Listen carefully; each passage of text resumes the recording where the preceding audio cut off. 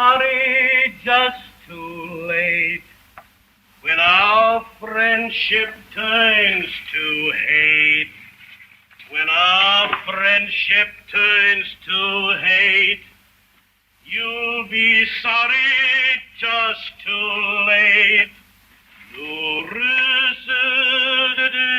To hate, you'll be sorry just too late. When our friendship turns to hate, you'll be sorry just too late.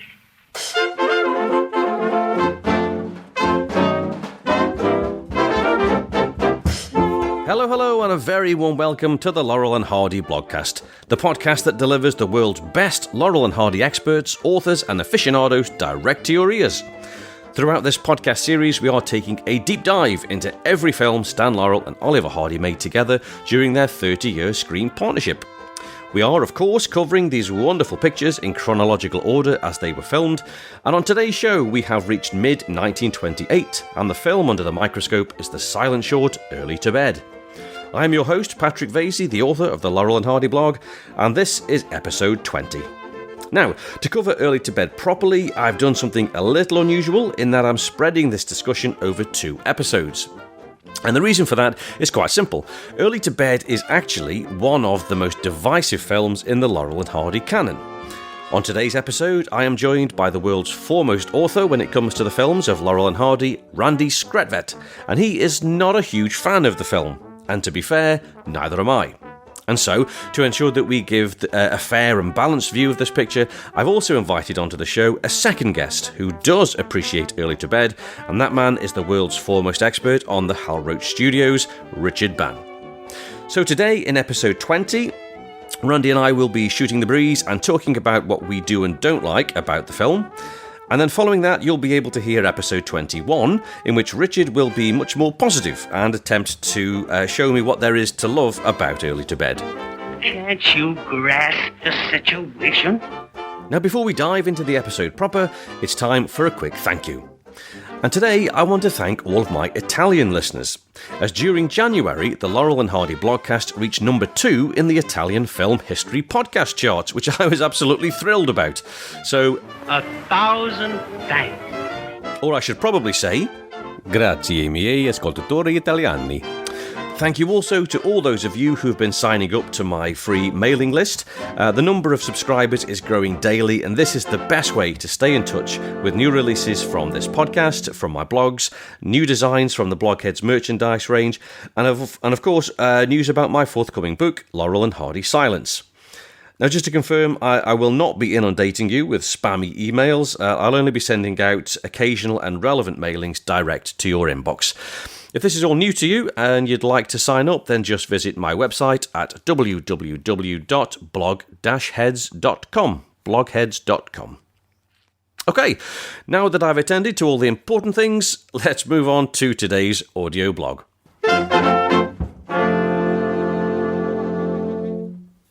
And today's film in focus is Early to Bed. It was filmed the 21st of May to the 25th of June 1928.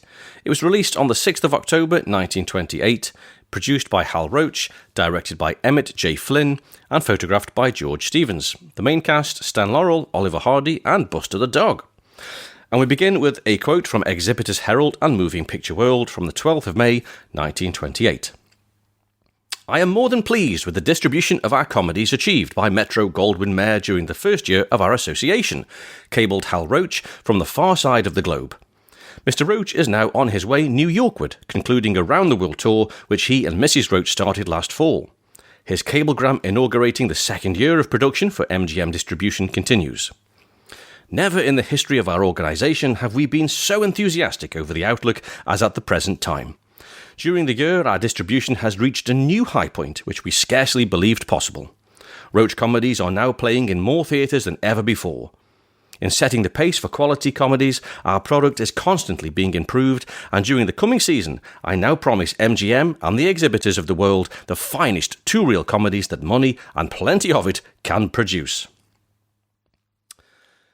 In May 1928, Mr. and Mrs. Hal Roach, the intrepid explorers, returned from their worldwide tour.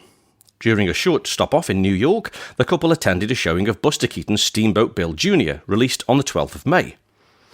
The occasion was mentioned in an article featured in Screenland, October 1928.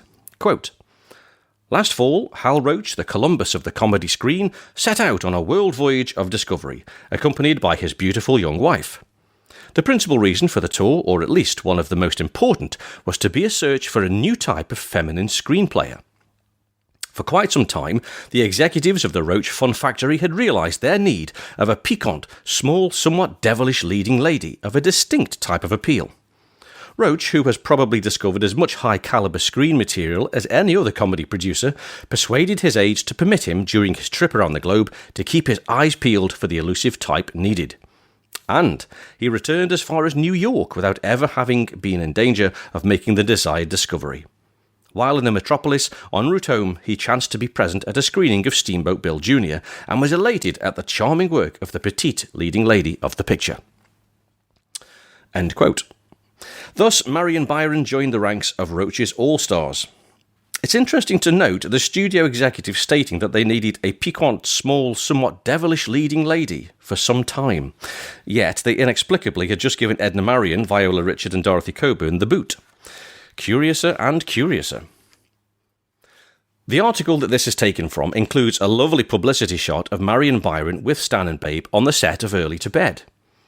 The accompanying caption declares that she'd been hired to support the boys' pictures, but sadly this never materialised.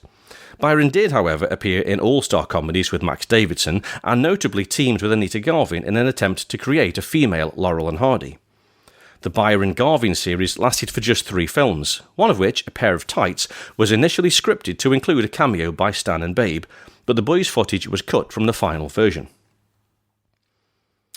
Hal Roach's global adventure seemed to have been a great success. The Roaches had saved their marriage, the studio hadn't fallen apart in the boss's absence, and now it was time to head back to Culver City. From New York, the home leg of Roach's journey went first to Chicago, before the 3-day transcontinental rail trip to California. A photographer from the Exhibitors Herald World snapped the couple upon their arrival in Chicago. Then, at the termination of their trip, they were photographed for Motion Picture News, being welcomed back to Tinseltown by a posse of little rascals from the Our Gang comedies. Back at the studio, Roach arrived to find the Laurel and Hardy unit busy filming their latest picture, Early to Bed. Although the photo in Screenland proves that Marion Byron visited the boys on set, she does not appear in the picture. And neither, for that matter, does anyone else. Early to Bed is one of those very rare films in which Stan and Babe are the only actors on screen throughout the entire film, the only other picture equally devoid of any supporting cast being 1930s Bratz. The absence of supporting players is not the only reason that Early to Bed is distinct from the rest of the Laurel and Hardy canon. The picture has a very mixed reputation and is arguably one of, if not the most, divisive of the boys' films. The main reason for this being the abandonment of the established Stan and Ollie characters. The opening scene is pretty standard fare, and it places the viewer in comfortably familiar territory. We find the boys sitting on a park bench with their dog Buster. Stan has a perfectly vacant expression, the lights are on but nobody's home. Ollie opens a letter that reveals he has inherited his late uncle's fortune and is now rich. Stan is happy for his friend, but quickly bursts into tears wondering what will become of him now that his friend is off to live a new life. Ollie shows concern, gives it some thought, and happily declares that he will take Stan to be his butler. Now this is a lovely demonstration of the Stan and Ollie relationship, but from here the picture goes in a completely new direction. The rest of the film sees subservient butler Stan trying to get his drunken employer Ollie to bed at 3 a.m. following a boozy night out on the town, and this is where many fans' opinions begin to split. Firstly, there is the issue of the sudden change in the boys' relationship. Ollie has appointed Stan as his butler to keep the friendship together, but now Stan has become deferential, addressing Ollie as Sir, and that just doesn't feel right. Ollie's drunken behaviour towards Stan is also difficult to accept. It begins reasonably playfully at the door as Ollie plays a practical joke on Stan and shuts him out, but it quickly falls into a very tiresome and cruel continued bullying of his longtime friend.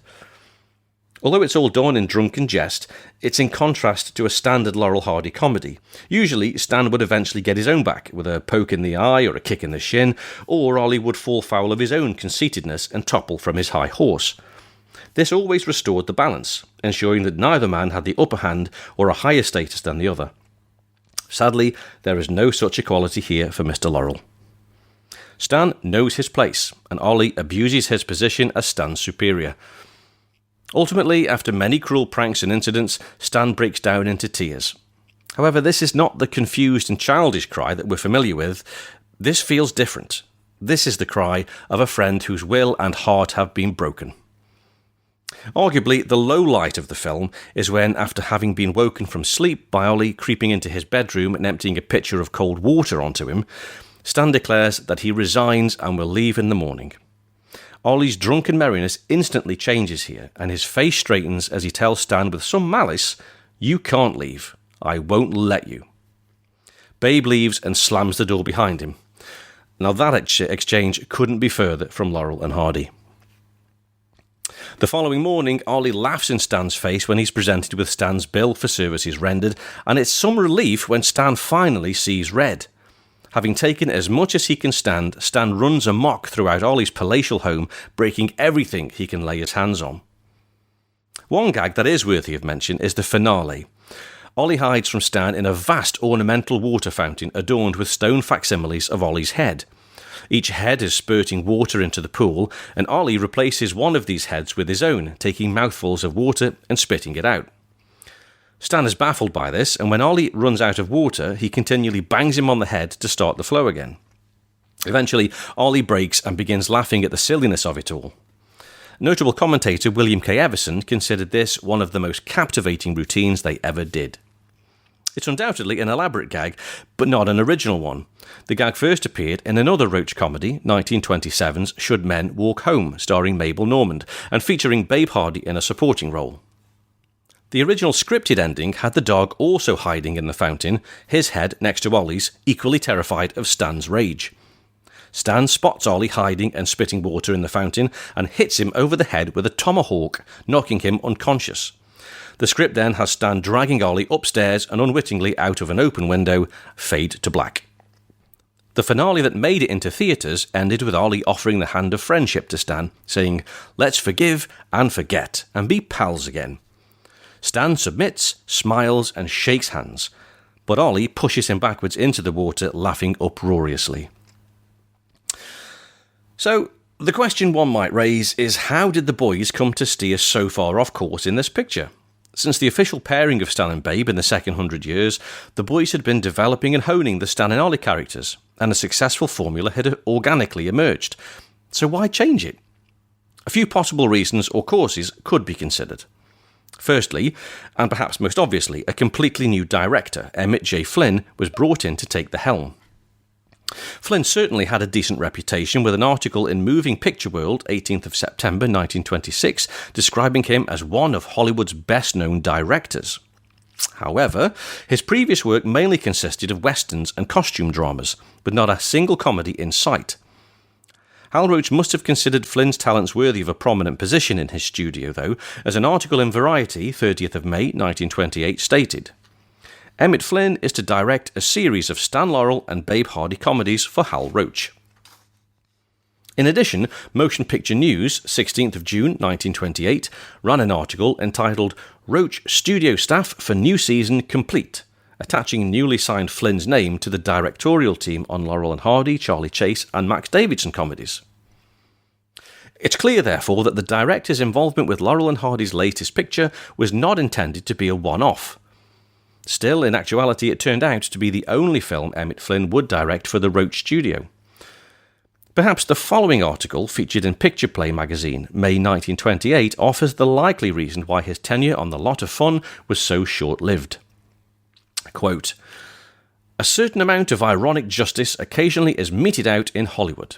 A few years ago, Emmett Flynn was one of the foremost directors in Hollywood, having made a reputation with a Connecticut Yankee in King Arthur's court, and his brother Ray Flynn was his assistant.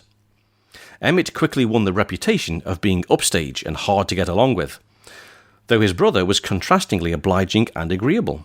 Consequently, it has afforded some satisfaction to a good many of their associates to witness the parallel careers of the brothers Flynn. Emmett, since his last contract expired, has not worked in many months. His brother, meanwhile, by industry and application, has become a director and is said to be advancing rapidly. Incidentally, he is a director of Fox Pictures, the same organisation which failed to renew his big brother's last contract." End quote. It's not hard to believe that a new director, projecting a superior attitude, who was not easy to get along with, would have struggled to integrate into the family atmosphere of the Roach Studio.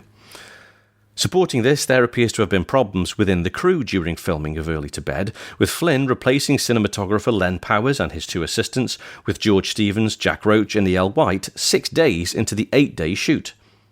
Something was not right. Once filming concluded, Emmett Flynn exited stage left. Now, whether Flynn was responsible for Laurel and Hardy's complete change of direction in this film is unclear, as the initial story idea would have been developed as usual by Stan and the writing team. However, what is certain is that 3 weeks after Flynn washed his hands of the project, Leo McCarey brought the boys back for 3 days of reshoots. Importantly, among the new footage added was the unscripted first scene with the boys on the park bench, arguably the only recognisable Laurel and Hardy moment in the entire picture. Randy Skretvedt also suggests that one final and notable McCarey alteration was likely the film's conclusion. Having the boys begin the film as our 2 recognisable friends, and then at the very end seeing them shaking hands and making up, could well have been McCarey's 11th hour attempt to salvage the film and maintain the established Laurel and Hardy brand. For many fans, though, it was too little, too late.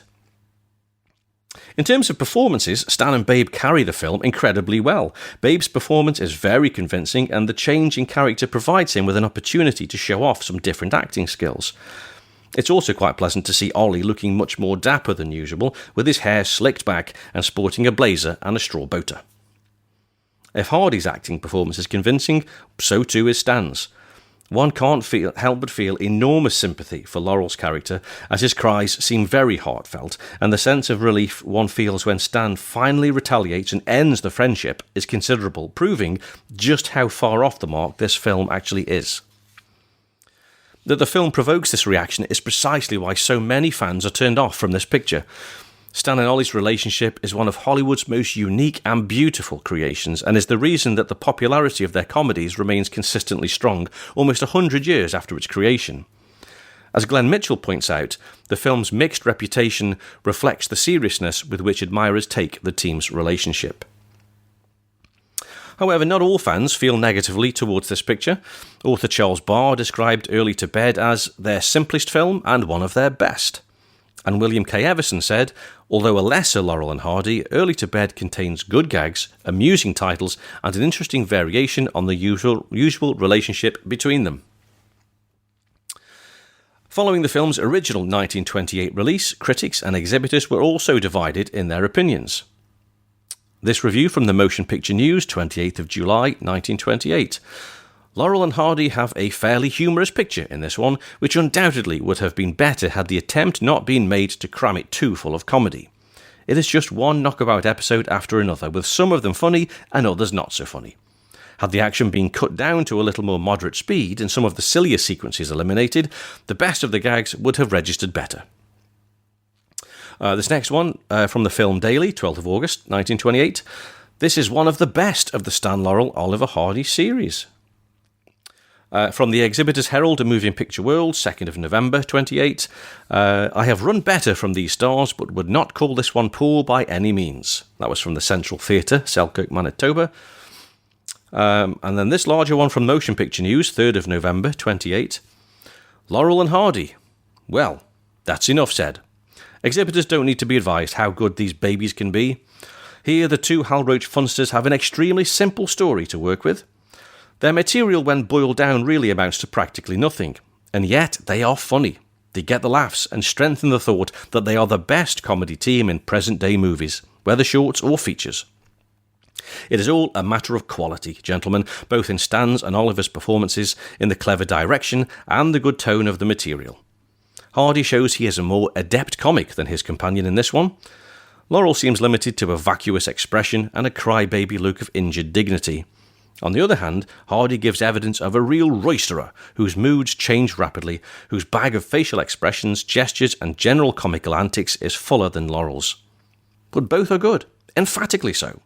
The story only has 3 characters, the amiable pair and their dog. But it carries an impressive veneer of humour and easily deserves the recommendation, good for any house.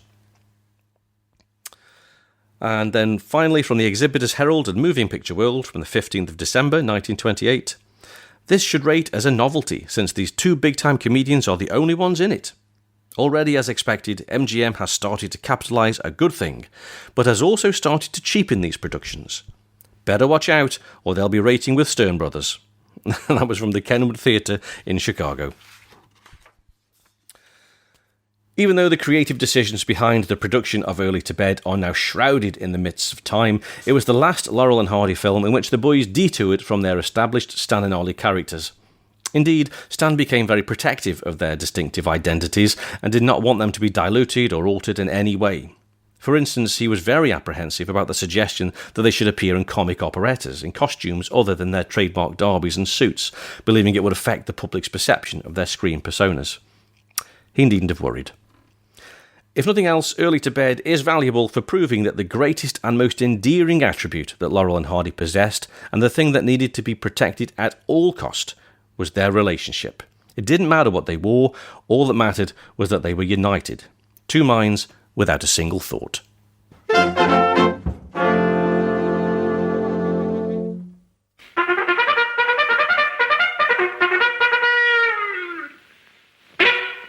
And joining us now to discuss today's film in focus, and anything else besides, is returning guest and friend of the blogcast, expert and author of Laurel and Hardy, The Magic Behind the Movies, and the Laurel and Hardy movie scripts.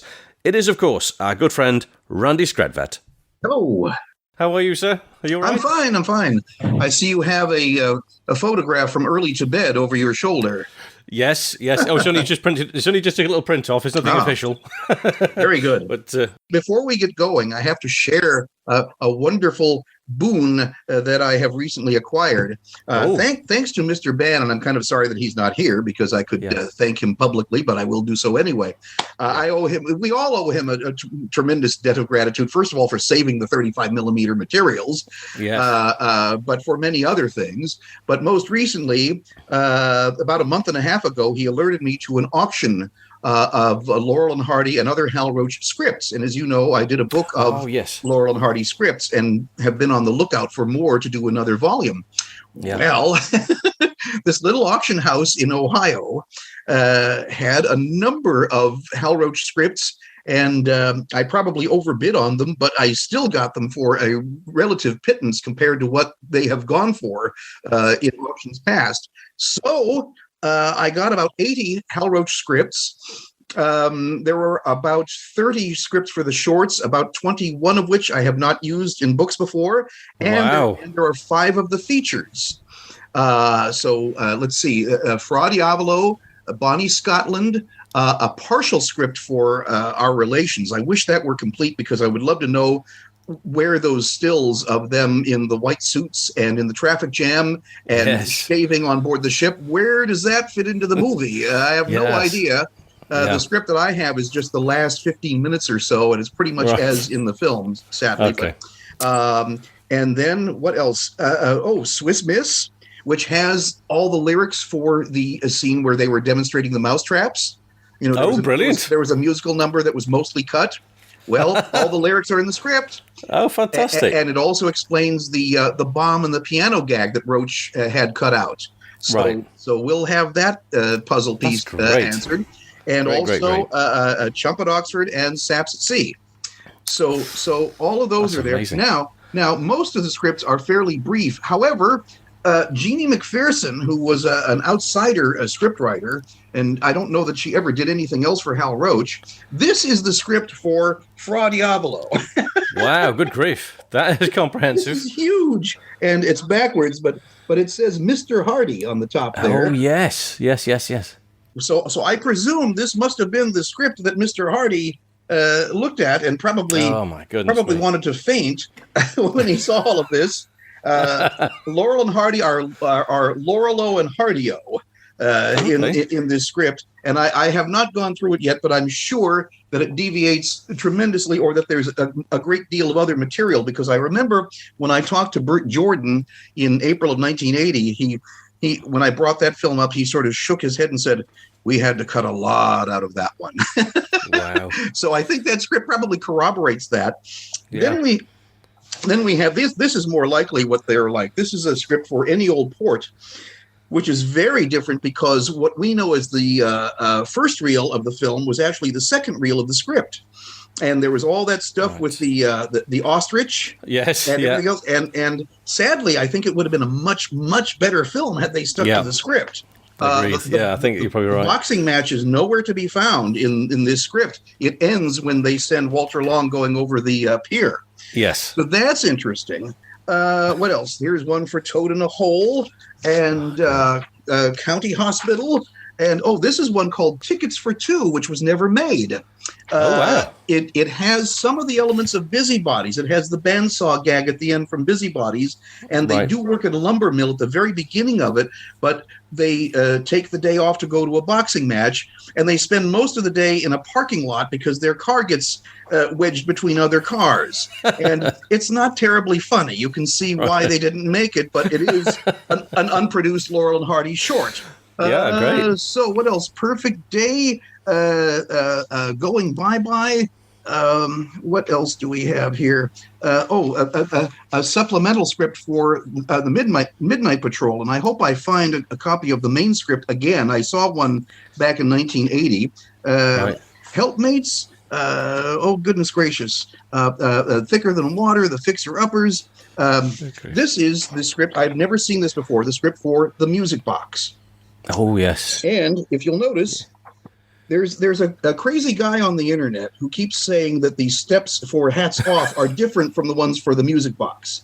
Yes. And we have shown him photographic evidence and all sorts of documentation that prove beyond a doubt that they are the same steps. And here in the script, it says, Stan, do we have to go up there again? Babe, what do you mean again? And Stan says, don't you remember when we went up there with a washing machine? There's a direct reference to Hats Off in the script for The Music Box. That's great. Babe says, oh, yes, well, we can profit by that experience. Now we know how to go about it. So there's a direct reference, and I showed it to the guy on Facebook, and his comment was, script must be fake. So my attitude is just ignore him. Just one of the lower elements. One of the lower elements. I knew you were going to say that. So anyway, I want to let you be in on all of this fabulous stuff that I have acquired. What a treasure trove! Some of these are from Charlie Hall's collection. Oh wow! Because they have his writing on them. I have the books by Dean McCown and John Ulla, which reproduce some of his letters, and so I recognize the handwriting. And there are some other things too. There's some scripts for Leon Errol and Edgar Kennedy RKO shorts that Charlie was in, and those are here. And also a bunch of original stills. So anyway, I'm thrilled beyond words to have this stuff, but the thing is, anytime I'm blessed with these things, I want to use them because there are thousands of people who are interested in them. So yeah, absolutely. So what a fantastic haul. So I've been busily typing these scripts because I have to get them into a Word document to use as a book. So that's all I've been doing the last couple of weeks is just typing up scripts. But I'm having the time of my life doing it. So I can imagine. I can well imagine. Yeah, it's the best fun you can have on your own. So stay tuned. I'm hoping to have that and a book on Babes in Toyland both ready in time for the August convention in Albuquerque.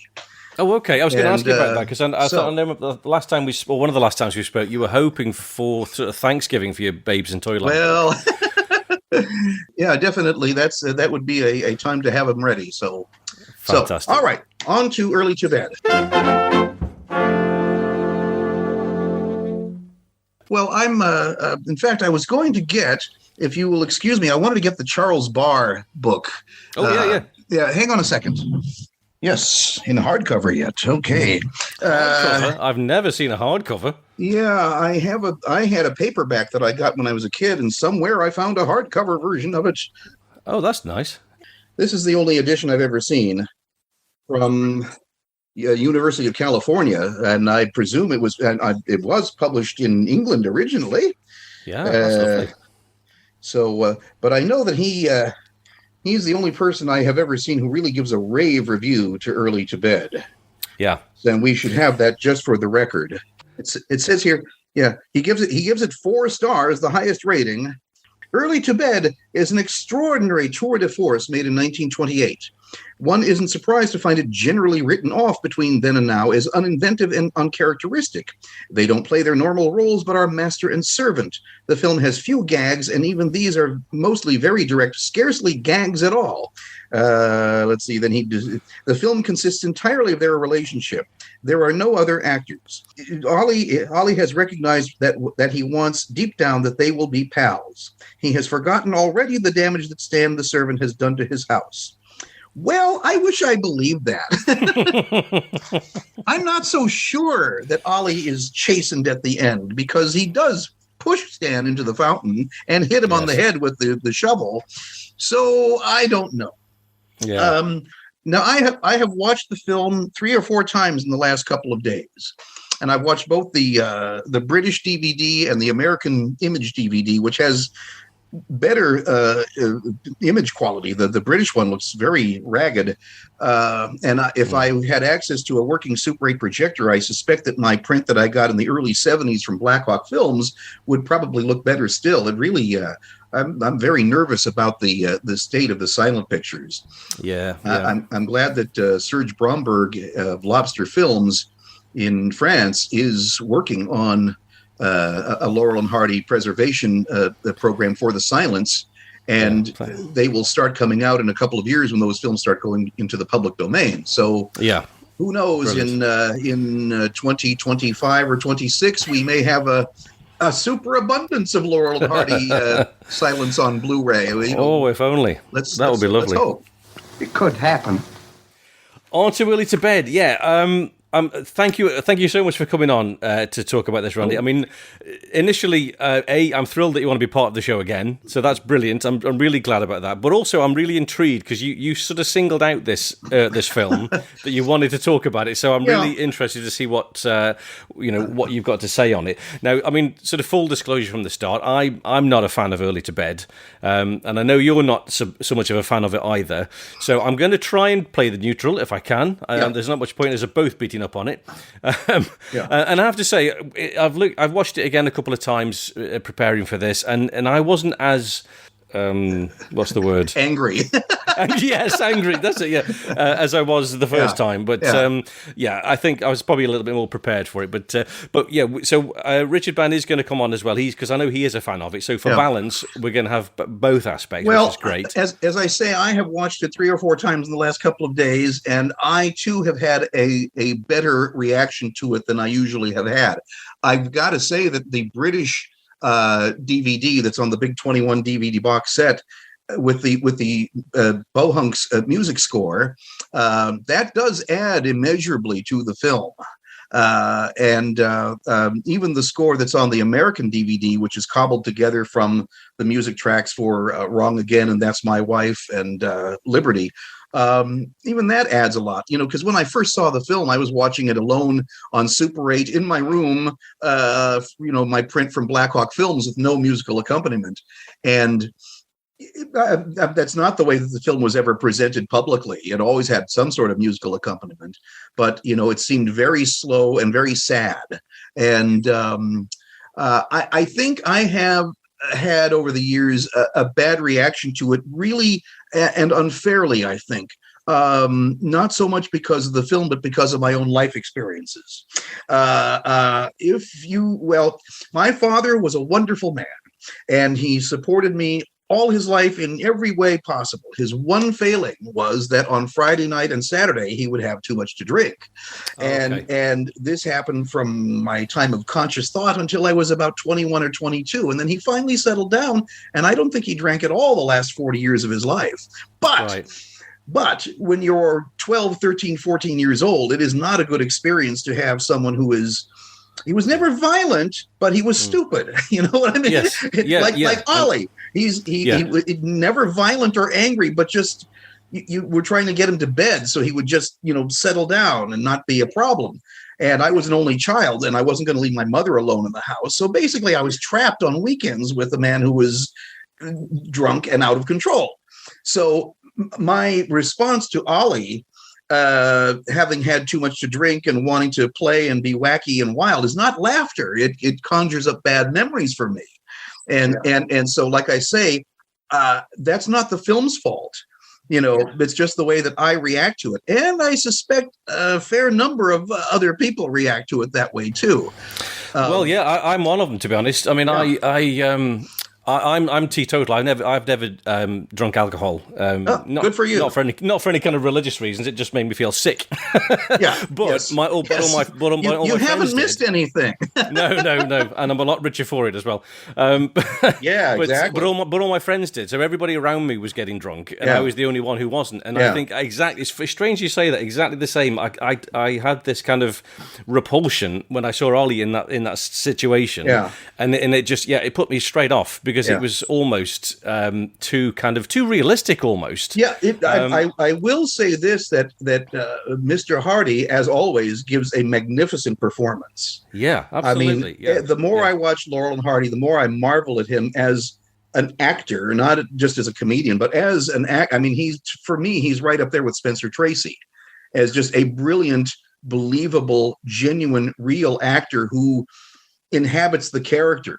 That's one reason I could never enjoy Jerry Lewis, because he could never stop performing and be the character in a story. He was always a nightclub comedian trying to break out. The nightclub comedian who was always trying to break out of the movie. He was always crossing his eyes for no good reason. Jerry, what would you do if in City Lights, at the end of City Lights, Chaplin all of a sudden went, hey? You would scream, right? Well, stop doing that. Stop doing that, Jerry. Be the character, Yes. So, and there's never that problem with Laurel and Hardy. They absolutely commit to being those people, and it's so wonderful. For example, in Saps at Sea, after Dr. Finlayson has left, they're just sort of sitting there in the apartment. And they're so comfortable in those characters and with each other. You almost feel like, did they know the camera was on? They're so real at that point. And, very few actors ever achieve that kind of believability. So, and like I say, in Early to Bed, there's certainly no flaw with the performances. It's just, there's one scene in particular that really bothers me. That's when Stan, they've been wrestling on the floor, and Stan breaks down and cries. And it's not just the momentary for 2 seconds. I mean, he's really crying. Yes. And Stan and Ollie tries to, reach out to him, and he waves the hand away. And then there's a shot of Buster, the dog, running away in fear. Yes, and Stan has just said, I've had it. And the scene goes on for quite a while. And I just go, who thought this was funny? Yes, Did they forget for a moment that this was I understand them wanting to have some human believability Pathos. Into it, but wow.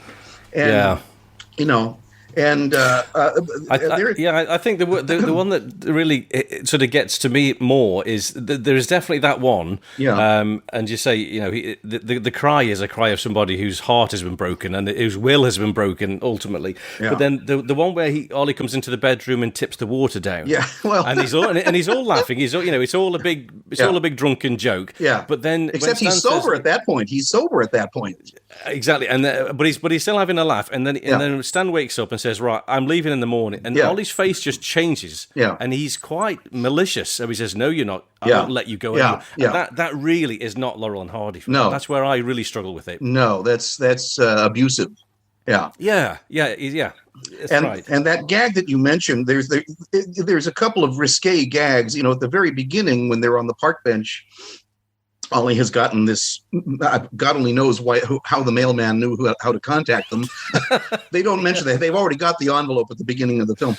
Yeah, I will tell you in a moment my fantasy reworking of Early to Bed and how I think it would have worked.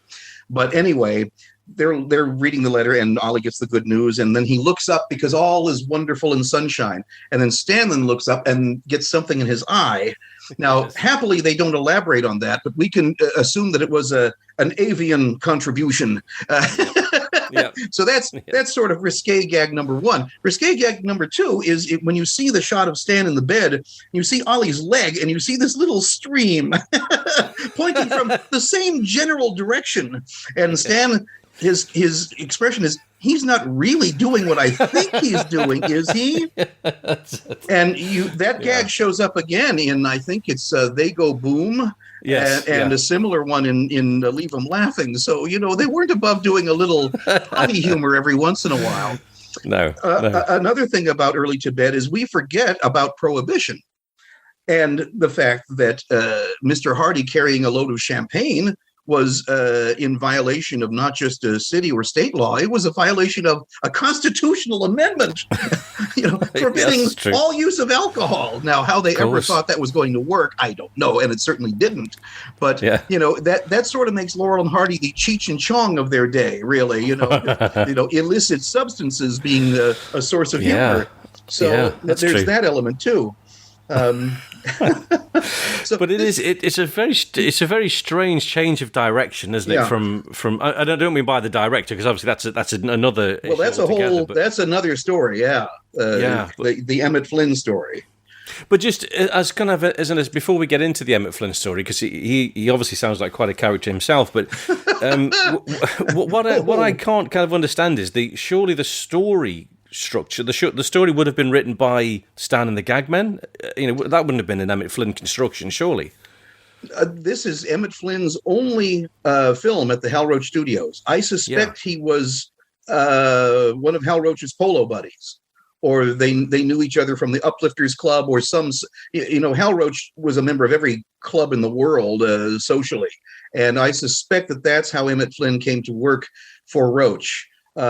His life was starting to go into a tailspin at this point. And I don't know if he had been fired from Fox, but anyway, he was born in Denver, which is where a lot of Hal Roach associates come from. Richard Currier and Bob McGowan and prop man Bob Sanders, all from Denver. But anyway, he had been sort of a wunderkind director, because when he was in his early 20s, he was making these elaborate, expensive costume dramas for Fox, feature films, And then all of a sudden there's sort of a break, and then he makes this two-reel comedy, the only one he ever made, and the only thing he ever made at Roach's. And I suspect that a lot of the footage that we see in the final film is actually by Leo McCarey. The script did not have the opening scene at the park bench, which is my favorite scene in the film. Yeah, mine too. I love Buster the dog, and I don't know for sure, but I suspect that Tony Campanera, who took care of the animals at the Roach lot, probably owned Buster, but he's adorable anyway, and you feel sorry for him because he hides from Ollie in Stan's bed. When Stan goes to bed, he looks under the covers and there's Buster.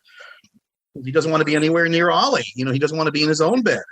So, there's another note of pathos. Anyway, I was going to say that I think McCarey directed a lot of it. There's that shot when Stan tastes the cake that he's made for Ollie. And that in the script is the opening scene. Is Stan asleep waiting for Ollie to come home, and it says, here's your birthday cake. There's a shot of him saving the cake. It's a long close-up, and he just sort of enjoys the taste of it. And that's something you find in Wrong Again and in We Fall Down, the ones at McCarey. McCarey was very fond of these long takes where not too much happens. He really took it to extremes, the idea of slowing everything down. And I remember going through the 1928 date book that they probably bought at the drugstore, which had all the information about what was shooting on what given day. And it indicated that Emmett Flynn, you'll see it in full in Magic Behind the Movies. I can't remember it precisely, but he shot on a certain day with a certain crew. Then there was a break. Then he came back, and it was an entirely different crew, which that raises a question right there. Why did they not come back? And then there's a break of a couple of weeks, and then McCarey comes back and shoots new footage for 3 days worth of reshoots. 3 or 4 days, yeah. Yeah, just go, that's right.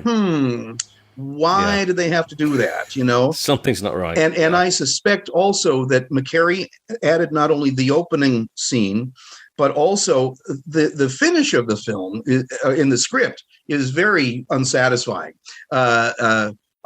Stan drags Ollie out of the fountain.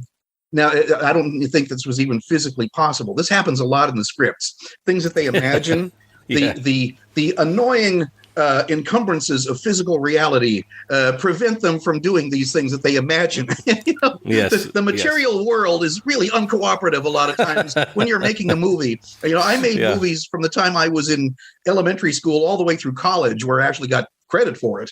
And it's a very helpful thing to have done if you're going to write about movies, because it makes you understand that the movie that you envision when you're typing up your brilliant script is not going to be in any way, shape, or form the movie that you wind up with, because you are going to have to deal with weather and the availability of actors and props and sets and just physical reality. Like, for example, Hitchcock, when he made Spellbound, he wanted a shot where Ingrid Bergman is here and you see Leo G. Carroll's hand holding a gun here. And he wanted her to go away, and he wanted the hand to turn around and go boom and commit suicide. The problem is focal length did not cooperate, and he could not get the hand that size and Ingrid Bergman that size and have them both be in focus. So they wound up making a wooden hand, a big oversized wooden hand that they could place farther back and have it be in focus and be the same size. And then they just turned this wooden hand and they painted in on every print of the film 4 frames of a red flash of the gunfire. Oh wow! Because they couldn't get the thing to pull the trigger, so they suggested it with the color. But you see, the Hitchcock had to do that because the physical reality and focal length of the lens did not cooperate. So you find that all the time. So anyway, in the script, Stan pulls Ollie out of the fountain and drags him up the stairs. He's been knocked cold with the poker. And just as in Music Box, when they go up too many steps, thinking that they're still on the stairway, Stan does this, and they both fall out of. Then they cut outside the house, and you see them both falling out of the second-story window, and that's the end. Ollie, what? I can't make it. Don't weaken now. We've only got a couple more steps. Now both together. Heave! Hold!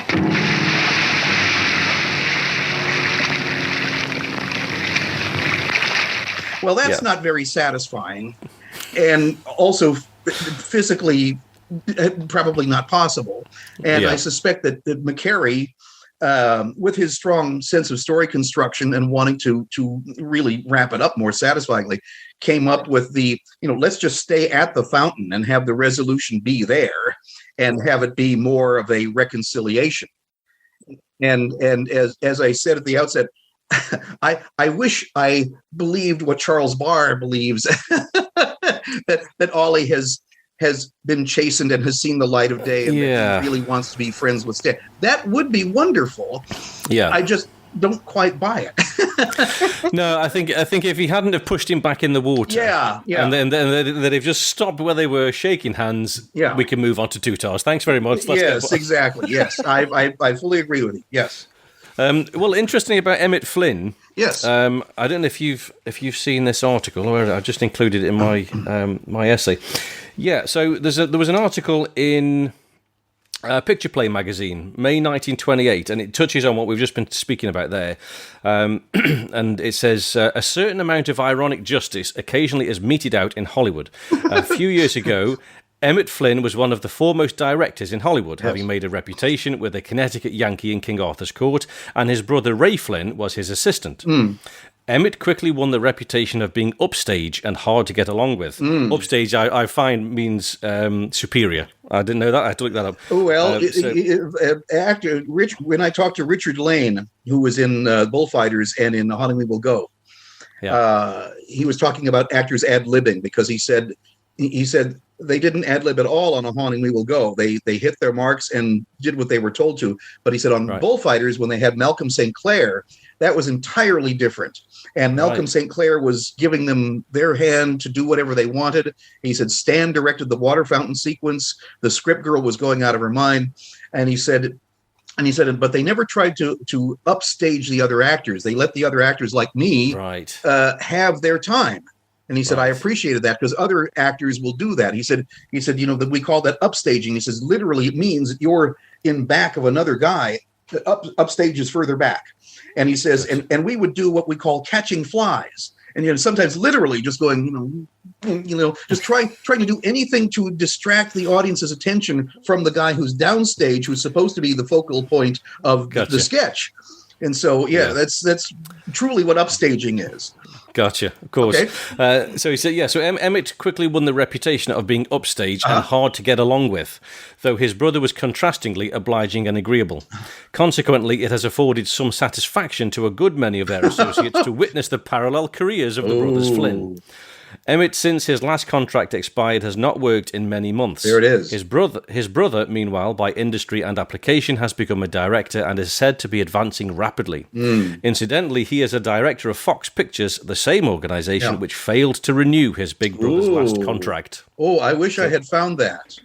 Well, so there we go. There's always more pieces of the puzzle to be found. That's right. We find what we find and we use what we use, but there will always be frustrating things that we wish we'd found earlier.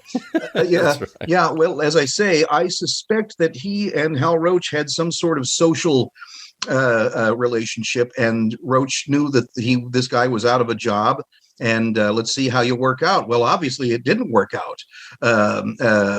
And I don't know why he would have been hard to get along with. Maybe it was too much success too early. That happens. But his life really went into a tailspin after this. He did come back to Fox, and he made 2 talkie features, and then he made one for Universal. And that was in 1929. And that was it. That was really the end of his career. And he was still in his mid-30s at that point. Wow. And I think he has a co-writing credit on a short at some point in the early 30s. But he made a lot of headlines, but they were for public drunkenness and for non-payment of child support. And he wound up being thrown into county jail, and he broke out. And because he broke out, he then spent a year in San Quentin. This is big time prison now. Well, this is a movie script in itself. He did finally get out, and then he married another woman, but he had conveniently forgotten to divorce the first one. So that was a problem. And anyway, he got that all straightened out, but within a few months after that, he passed away, and he was, I think, only 44, and the doctor's verdict was chronic alcoholism. Oh, wow. So, and I don't know if it was why his directing career ended. Was it because of sound technology? I mean, that happened with some directors. I don't know what Fred Niblo did in the talkie days. He was a big director in the silence, but what happened to him,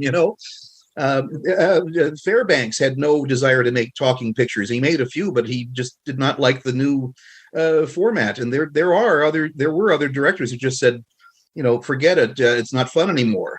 So that may have been his problem, but it's a sad story, and it kind of parallels Ollie. When you have too much free time and women and alcohol, this is what happens. So stay away from John Barleycorn, or in my case, white Zinfandel wine. I learned that I can't even drink that. I definitely have the predilection for alcoholism because going back a few generations, I have alcoholics on both sides of my family. So I know I don't want to turn that switch on in my brain. Thank you very much. So this is it. We'll stick to green tea. Thank you very much. That sounds safe. I've always said that I think I'm drying out for some of my ancestors because my ancestors going back a few generations were from Ireland. And apparently, I think my great-grandfather used to have whiskey with his breakfast. Oh, yeah, so well, I think read the Marshall Nealon story sometime. Mickey Nealon was a silent-era director. And I don't know if you've ever seen the Kevin Brownlow multi-part documentary called Hollywood, which is about the silent era. Yes. It's a wonderful, wonderful document. Thank God he got all those people on film. And there, at one point, Adela Rogers St. John's, who was a writer, a columnist, she said, well, the problem with Mickey Nealon was that he was Irish. And she said, you've got to watch the Irish. And she says, being Irish myself, I can say that. And he ran afoul of Demon Rum, and that's what happened to his career, too. And a lot of people, Marvin Hatley told me that. He said it wasn't drugs in those days. He said alcohol was the great wrecker of careers in the movies. And, Marvin was actually closer to Charlie Chase than he was to Stan Laurel. Marvin's prime job in the 30s, in addition to making arrangements for things that Leroy Shield wrote, because Leroy Shield would just write what they call a lead sheet, just the melody, and Marvin would do the arrangements and get them recorded. But he wrote songs for Charlie Chase movies.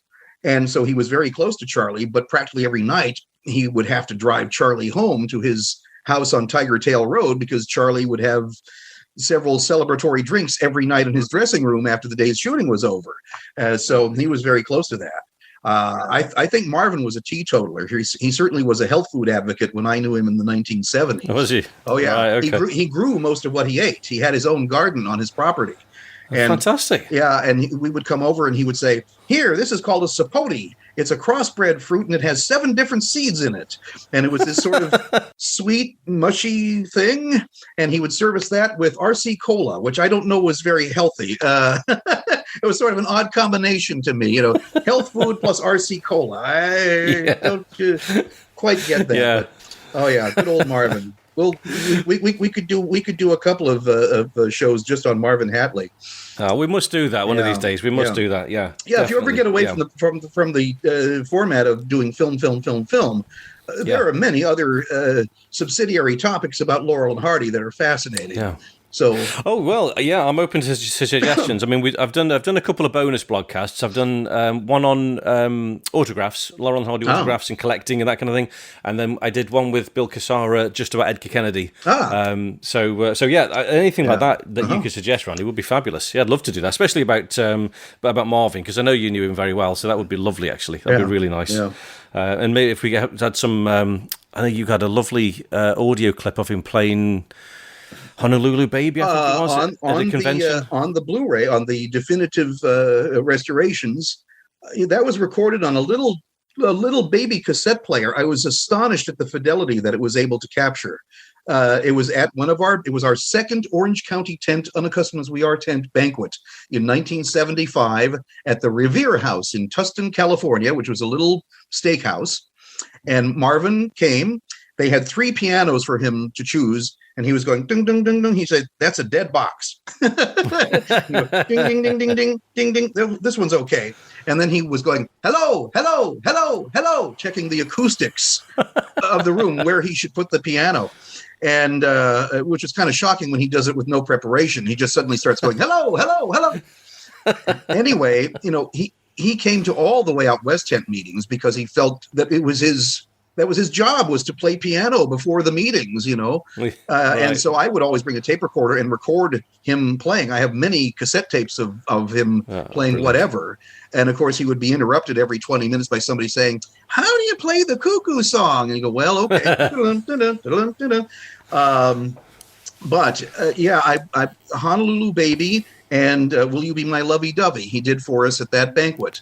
And brilliant. I can hear my mother singing along on Honolulu Baby in the crowd. Really? And our Grand Sheik at the time was a very rotund and jovial fellow named Chuck Gustafson. And he's the guy in the background going, "Hear, hear." He said that all the time. So that brings back memories for me. But I'm really happy to have that because he was still a fantastic jazz pianist. I wish he had made commercial recordings, and I took it upon myself as a starving college student to get him recorded. And happily, one of my college buddies, Scott Comerford, had a multi-track reel-to-reel tape recorder. And I said, "We're going to Marvin's house," because and we got Marvin playing on the same tracks, tuba, accordion, piano, celeste, trumpet, and he taught me a rudimentary drum pattern. So I'm playing the snare drum. He said, "Oh, brilliant." He said, "Just go mammy daddy, mammy daddy, mammy daddy," and then do a smear across the snare drum. So you'll hear that. And now that you are aware of it, you'll become very irritated with it. But we did 6 new tracks of him, and he plays all the instruments, and they're songs that he wrote, and he sings. So I feel relieved that I at least got that much of him recorded because he was still brilliant. I would watch him, and he would do these incredible runs down the piano, and I would just go, do that in slow motion. What are you doing? Because it was like Fats Waller. It was just incredible. Yeah. And he said, "Oh yeah," he said, "I love Fats Waller, and I got to see him. There was the Frank Sebastian Cotton Club was right down the street from the Hal Roach Studios, and he was playing there one week, and I went to see him, and he said I shook hands with him, and his hands were so big it was like shaking hands with a bunch of bananas." And he said that's how he could do a tenth, which is like a C to the E after the C higher up, so it's 10 notes. He said he could do a tenth just like this. He says, "No, I can't do it. Can you do that?" And I said, "No." He said, "You'll have to hop it like I do. So you instead of going C and E at the same time, you go C, E, C, E, C, E. You'll have to hop it." And he said, "The way to play stride piano is you play as fast as you can, as slow as you can. So you go da-dum, ching, boom, ching, da-dum, ching, boom, ching." And he says, "Eventually you'll get your speed up, but you have to get the accuracy first. Right, so play as slow as you can, as fast as you can." So that was his piano lesson to me. That's fantastic. What a night! You seem like a lovely guy. It's again, I was born too late, and in the wrong country as well, which is a bit of a barrier. Well, I try to preserve and present everything I have, and if I ever get everything organized and digitized, there's still a wealth of unused material. Yes. So what's in the Blu-ray is the tip of the iceberg. So fantastic. I need a couple of assistants to help me get everything all put together and out there. So you big tease. You big sorry. tease. Oh, it sounds great. Yeah. It sounds great. But anyway, we'll just head on back into early to bed, I'm afraid. I'm going to drag you back in. Okay. Just for a minute. Drag me back to bed. The location, I say location, that's obviously all done in the studio. Yeah, that's one of the few films that's entirely interiors. Yeah. And I have the names of the guys who were the art directors. Let's see. I think it's Ted Driscoll. Let's see here. Yeah. Oh, Harry Black and Harry Hopkins. Harry Hopkins was frequently one of the guys who did the sets, and also a guy, he's not credited on this one, or he's not credited at all, but I found the credit anyway. Ted Driscoll is another one. Harry Black was usually a prop man, and they said he was the guy, if you needed a pie thrown from off camera, or Thomas Benton Roberts said in the shot in Two Tars when Harry Bernard gets the tomato in the face, he said, "I didn't throw that." He said, "Harry Black did that." Harry Black had incredible aim. And whenever they needed a shot like that, they got Harry Black because they knew if they needed it right in the kisser, he would do it. He was like a baseball pitcher. He was terrific. That's fantastic. And Harry Black became the wardrobe supervisor. And for some strange reason, known only to Harry Black, you can see in the chapter for A Chump at Oxford, there's a birthday card given to Stan on the set of A Chump at Oxford, and it's signed by everybody in the crew. And it says Mother Black. Oh yes, you mentioned this last time. That's Harry Black because he was the wardrobe supervisor. Well, I don't know. They always say that the men making motion pictures were the hairdressers and the set decorators were usually the gay guys. So I don't know. Maybe that's why he was Mother Black. Could be. I'm not making any judgment call. But I was going to say it's probably because he's the person who's bringing you your clothes. That could be, as your mother would. Your mother's dressing you. That could very well be. But anyway, that is Harry Black, and so never credited on screen as Mother Black. And do you see any similarities in the set? Because obviously, when we look at big stately rooms, I always think of Wrong Again. Well, you'll see the Blue Boy painting is there. That's right. Yes, that's exactly. If you look in the background, the Blue Boy painting is there. Not nearly as big as the real one is. That's right. I've seen the real one, and it's gigantic. So the Gainsborough. Yes. It does not fit on your wall, unless you have a 25-foot high ceiling. Maybe then it would. Yes. And you don't normally keep it in the hallway, right next to the front door either. Yeah, exactly. So does that crop up again in Fixer Uppers? There's a painting on an easel behind Mae Bush. I've seen it in some stills, and I'm thinking, is that Blue Boy again? I'll have to look. There is a still where I think there's a painting that's all ripped up, which indicates that there is something that Charles Middleton has become very angry and has ripped up the painting. I think there's a painting in the Thelma Todd short done in oil that also shows up in Fixer Uppers. I just recently, one of the scripts I just acquired is for Fixer Uppers, and I have not looked at it yet, so I don't know. I do know from the first page that there's material that's nowhere to be found in the movie. I mean, that's what makes these scripts so fascinating, is you see the ideas that they trotted out and which actually got into the script. But as Hal Roach always said, 50% of what's in the script will not play. And he was so wise to have that as a standard operating procedure, as a basic assumption. Did not get angry and say, we spent all this time putting this script together, and by God, you're going to film this script. Some producers probably had that attitude. But Hal Roach is like, no, comedy is an unusual, special animal, and it needs special care and feeding. And, it's funny on the page, but it ain't on the stage. And you've got to have people on the stage to say, well, that didn't work. What did we come up with? And there are some cases like Tit for Tat where the script has virtually no relation to the movie, and the movie is far superior to the script. So that shows the wisdom of let's get it up on the stage and see what works and what doesn't. See what works. Yeah, brilliant. Yeah. Hats off to Mr. Roach. Yep. That's a script I wish I had. Yes, of course. Yeah. So anyway, Early to Bed, yes, the set design is ornate. I mean, Hal Roach movies never look cheap, especially when they were being distributed by MGM, and there was a nice cash flow from Leo the Lion. Yeah. I just saw MGM. What do you mean, MGM? He came round the...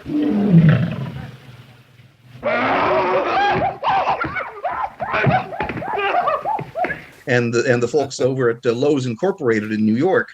But anyway, the Roach Studio had everything that it needed to make its own sets, costumes, scenery, everything. It was all there, self-contained. There were times when they rented costumes. For example, one reason that Devil's Brother really didn't cost all that much. It only cost $200,000 to make, which is not much for a feature film in 1933. There had been so many movies already made from that time period that they could go to Western Costume and get all the costumes they needed and not have to make these things. See? Right. Whereas in other instances, the studio had to. They made all the fezzes for Sons of the Desert on the Roach lot. They wound up at Western Costume. I think they sold them to Western Costume, but they made them themselves at the Roach Studios.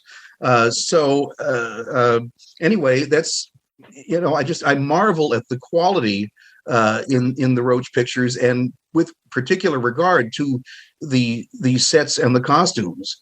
Especially for the early silence, it's just incredible. And also something about Early to Bed is it is very much a film of the Roaring '20s. It really exemplifies. We're just overflowing with money and booze and the Jazz Age, and everything's great. We've fought the last war there will ever be in the world, and the stock market is going up, up, up, up, up, up, up, and it's just prosperity. And hey, we're doing great.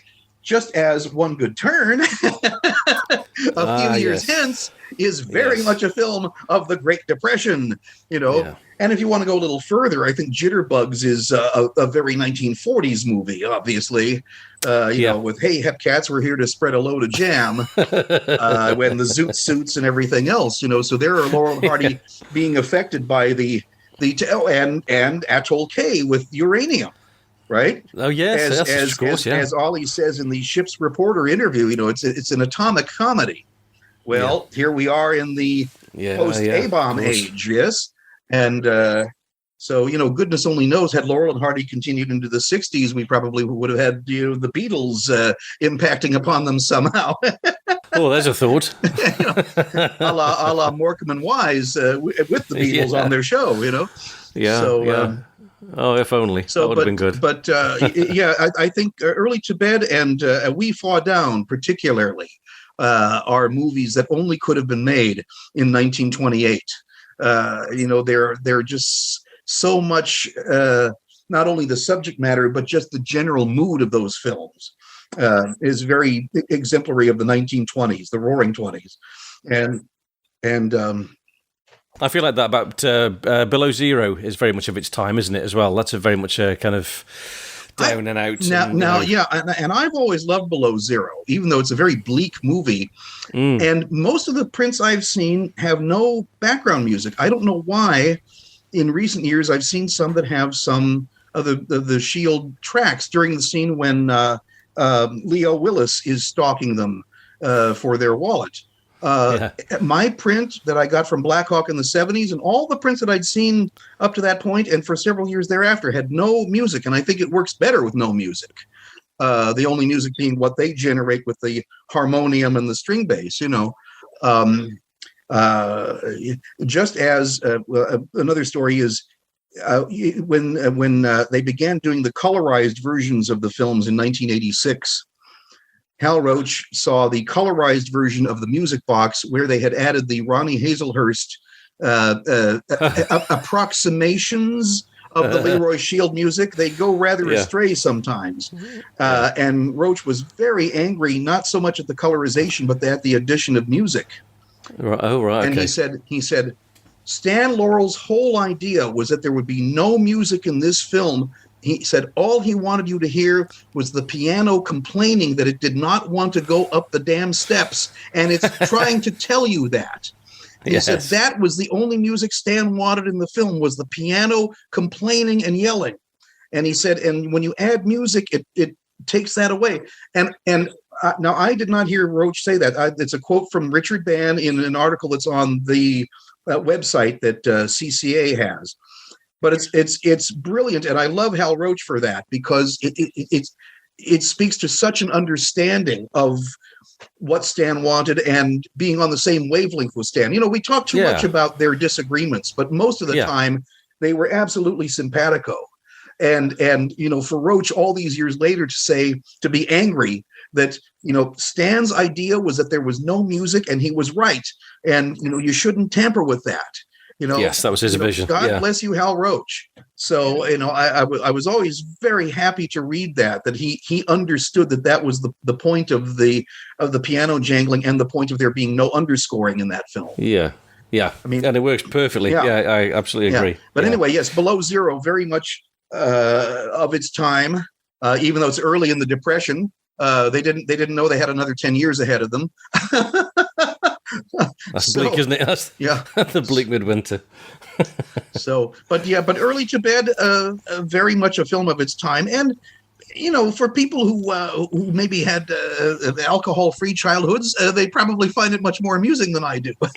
Yeah. Well, funnily enough, I've done a in the Blockheads Facebook group that I run. I just today I've put a little poll. I thought I'm just going to poll the members of the group just to see who likes it, and just while we're live, I'll give you the. I would guess it's probably one of the most controversial of Laurel and Hardy films.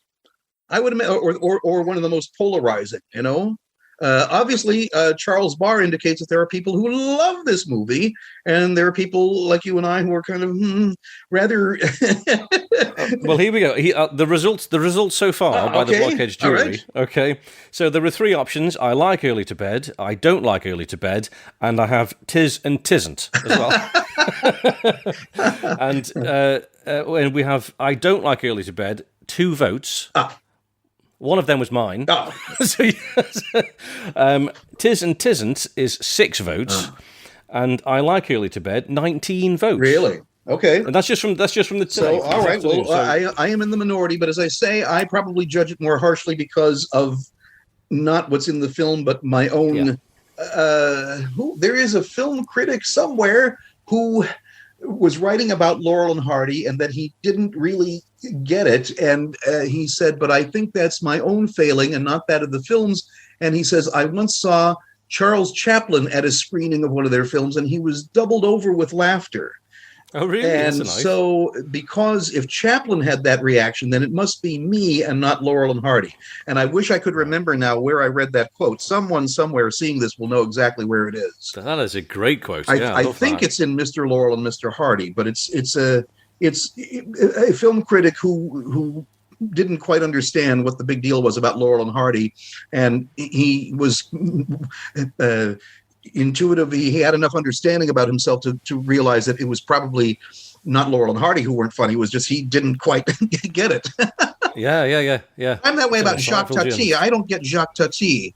I went to a screening of Playtime, and people were screaming with laughter. And I said, "What are they laughing at?" I saw what he did. It wasn't funny. What are they laughing at? And to some degree, I have that reaction with Harold Lloyd also. Now, Harold Lloyd was a master filmmaker. There's no question about it. You can put one of Harold Lloyd's feature films on now for people who have never seen a silent movie before, much less an old comedy, and they will work perfectly. I mean, those films are so well crafted and so brilliantly executed. They work with any audience at any time. I just don't find Lloyd personally all that amusing or interesting, and I think it's because he's too much a normal guy. You know, right. I like comedians to be underdogs. First of all, Harold Lloyd is a guy who knows what he wants and goes after it and gets it. So what does he need me for?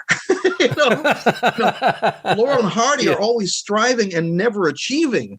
They need all the help they can get. So therefore, I'm on the sidelines saying, come on, boys, keep going there punching. Same thing with Buster Keaton. I love Buster Keaton because usually his whole thing is, how does this work?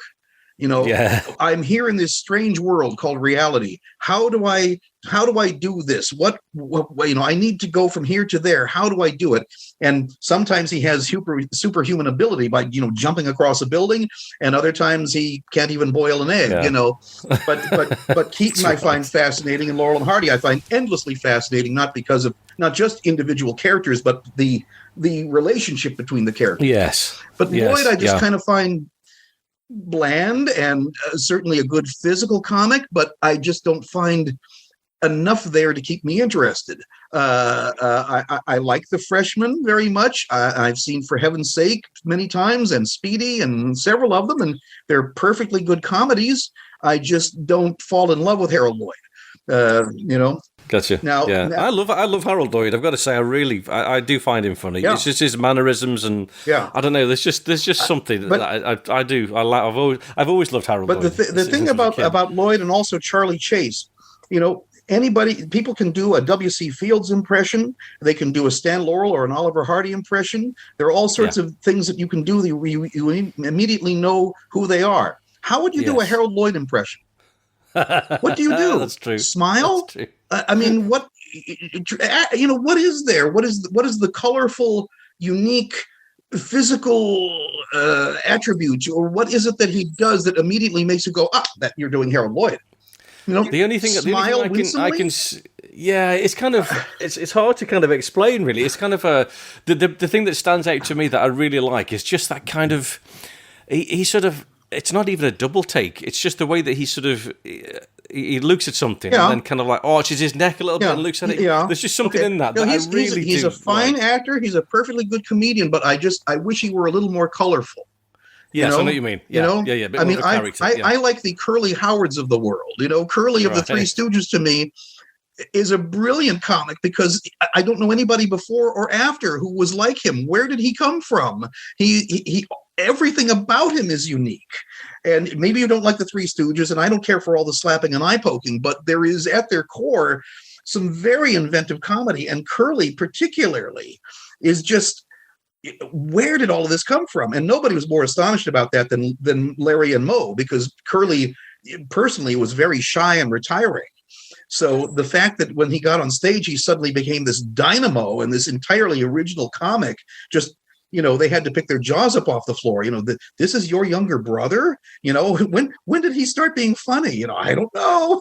But that he became the star of the act.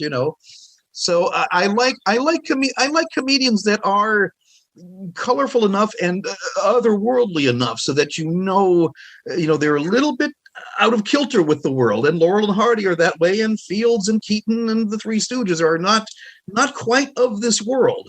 Whereas Harold Lloyd, particularly in the 20s, and no wonder he was so popular, he's what everybody aspired to be.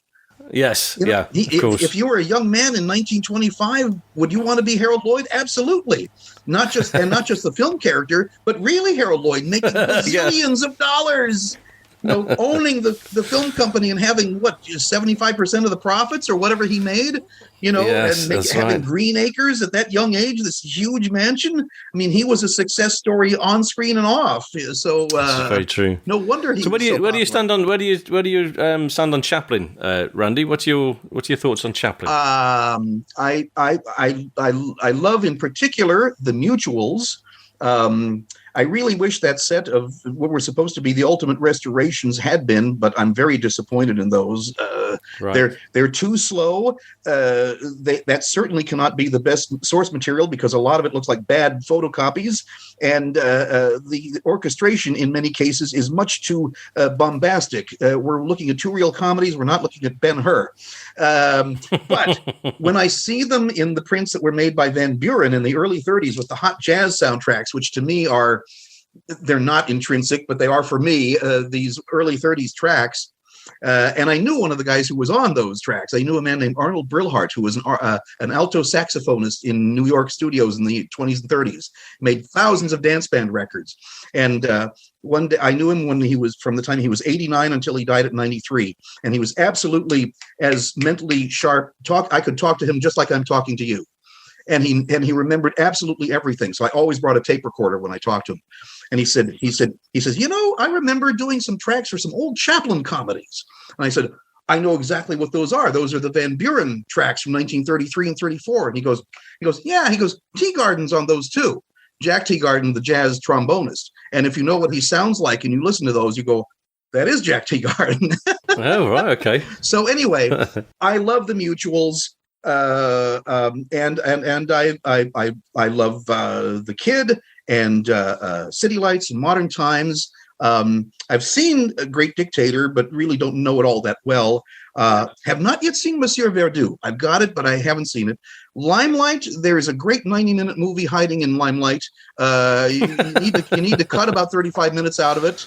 Right. And I think A King in New York is much better than we remember it. When you look at it again, you go, this is actually pretty good, I saw Countess from Hong Kong and don't remember it well. My memory of it at the time was this would have been great had it been made in 1936 with Cary Grant and Jean Arthur. But Marlon Brando is not a guy to do comedy. So anyway, yes, I like Chaplin. He can be a little self-indulgent, but what the hell? It's his studio. It's his story. He's the director. He's the star. He's the composer. Why not be self-indulgent? Yeah, absolutely.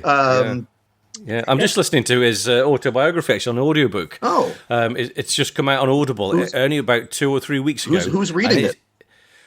Oh, obviously not. You're testing me. Obviously not Chaplin. I can't think of the guy. No, not Chaplin. But he's brilliant. If audiobooks had existed back then, damn well he would be the guy reading it. But actually, the guy that's doing it is a British guy, and he's brilliant. And then you can actually.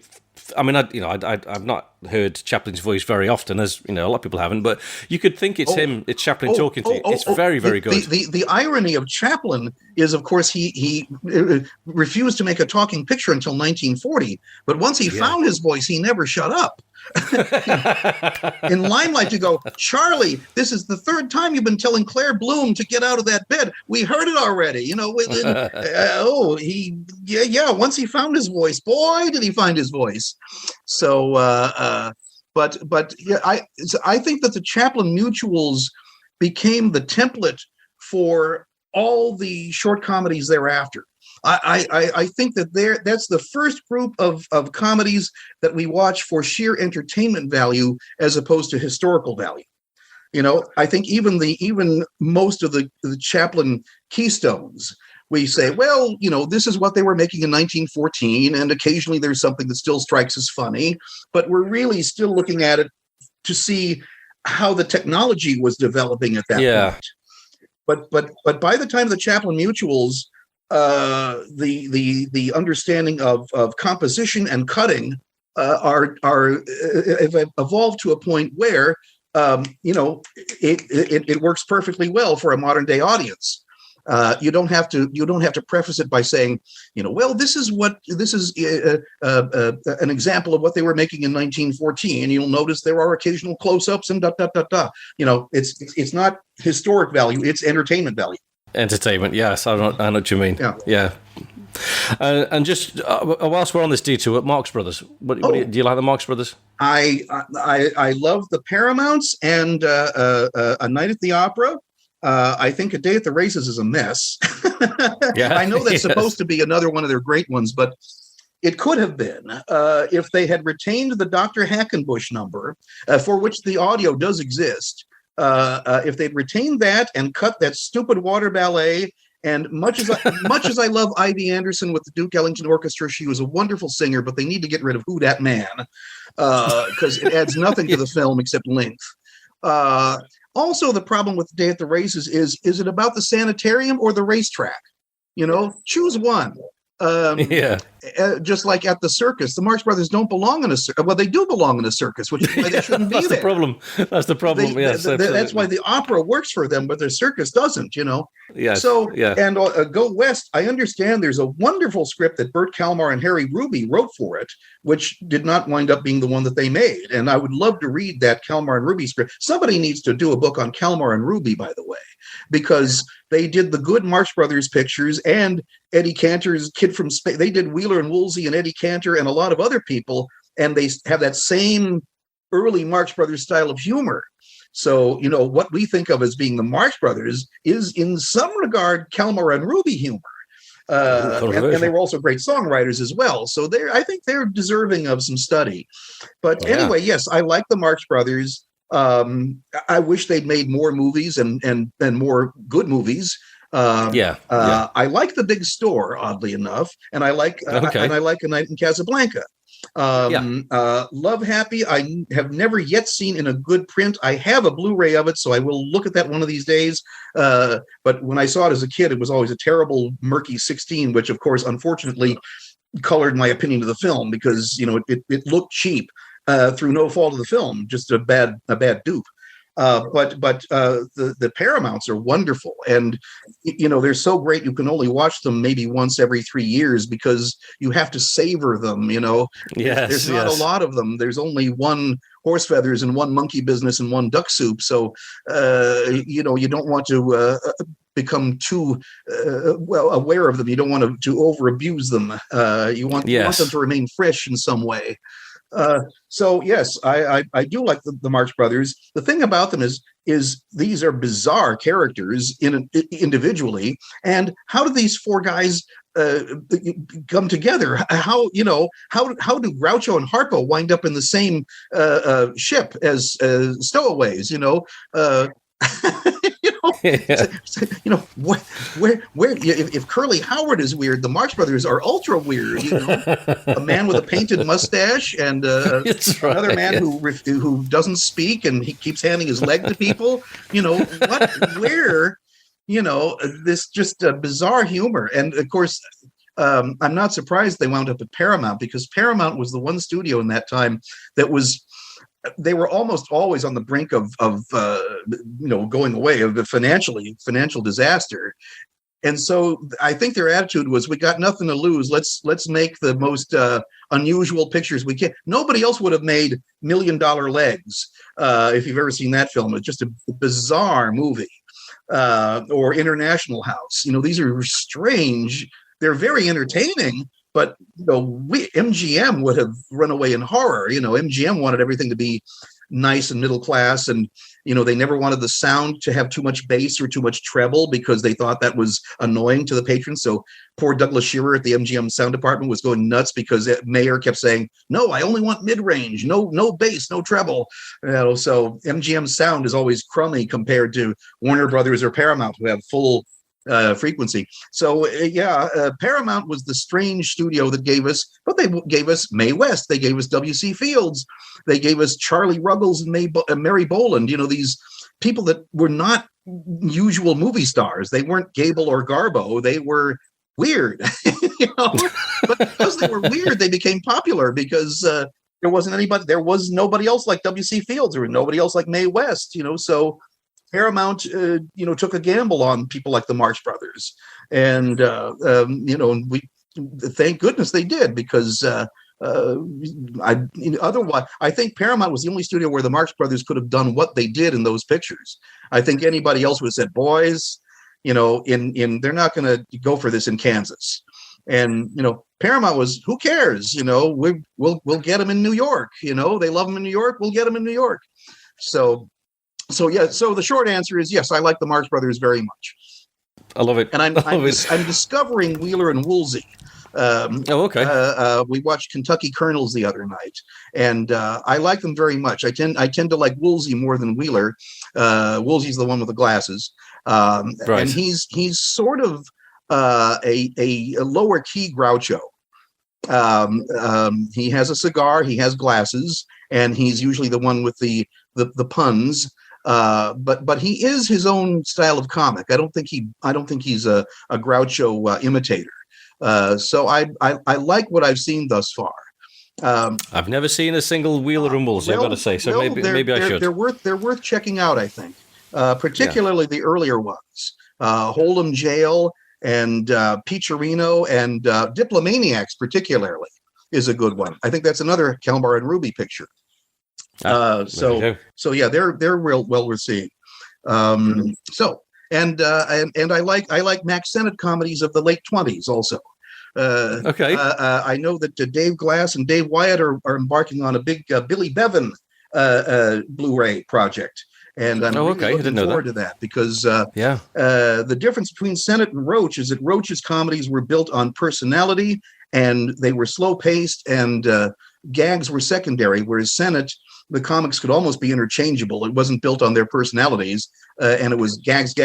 But that's a perfectly valid philosophy, and it's good that they had such differing perspectives, because they're different styles of silent comedy. They weren't the same. And then you have Al Christie, which was basically all situation, and not very much. Another person worth checking out is Lupino Lane.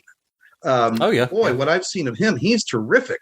And he made a bunch of silent comedies for educational in the late 20s, and everyone I've seen is just a gem. He's really somebody well worth investigating, Lupino Lane. Yeah. Well, we'll check it out. Someone whom Stan Laurel knew as a boy, because Lupino Lane was Nipper Lane in the music halls when he was a teenager. Right. And when he was about the same age as Stan, and so when Nipper Lane was a star at 13 in the music halls, you can bet that Stan Laurel was envious and saying, "I want to be that guy." And when he was 16, he started being that guy. Yeah. Wow. Okay. Well, this was a diversion. Have I exhausted you with my roundabout way of speaking? Never. No. 27 different topics besides early to bed. My apologies to everybody listening to this. I love it. That's why we love having you on, Randy.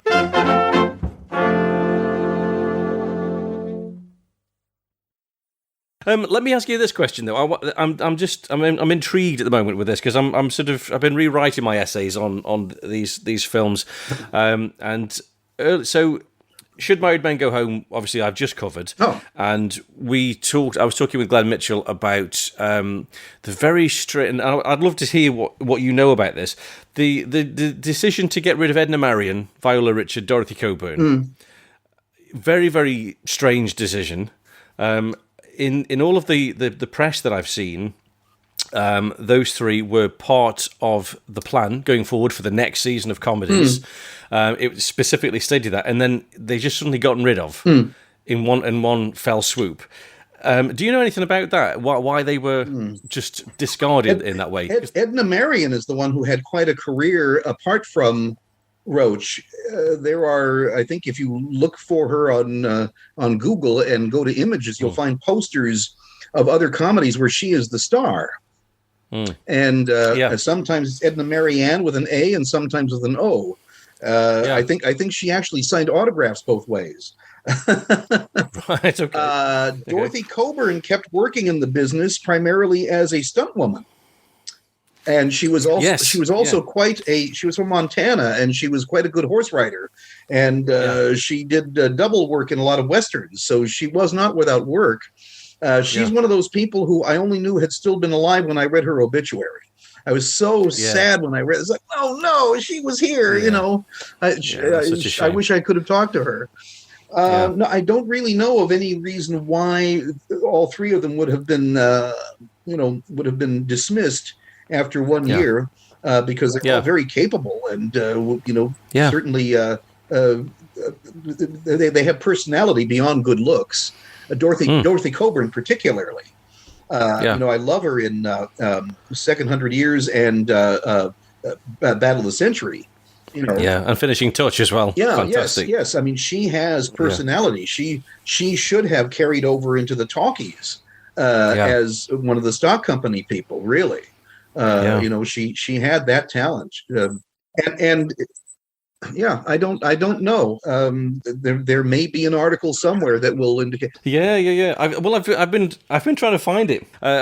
Because what I find very odd as well is when I was writing the Early to Bed essay just a few days ago, because this is at the same time Hal Roach has just gone on his around the world tour with his wife, his marriage saving tour, his reconciliation tour. Yes, exactly. And there's when he's coming back, he comes back into New York, and he takes his wife to see Steamboat Bill Jr.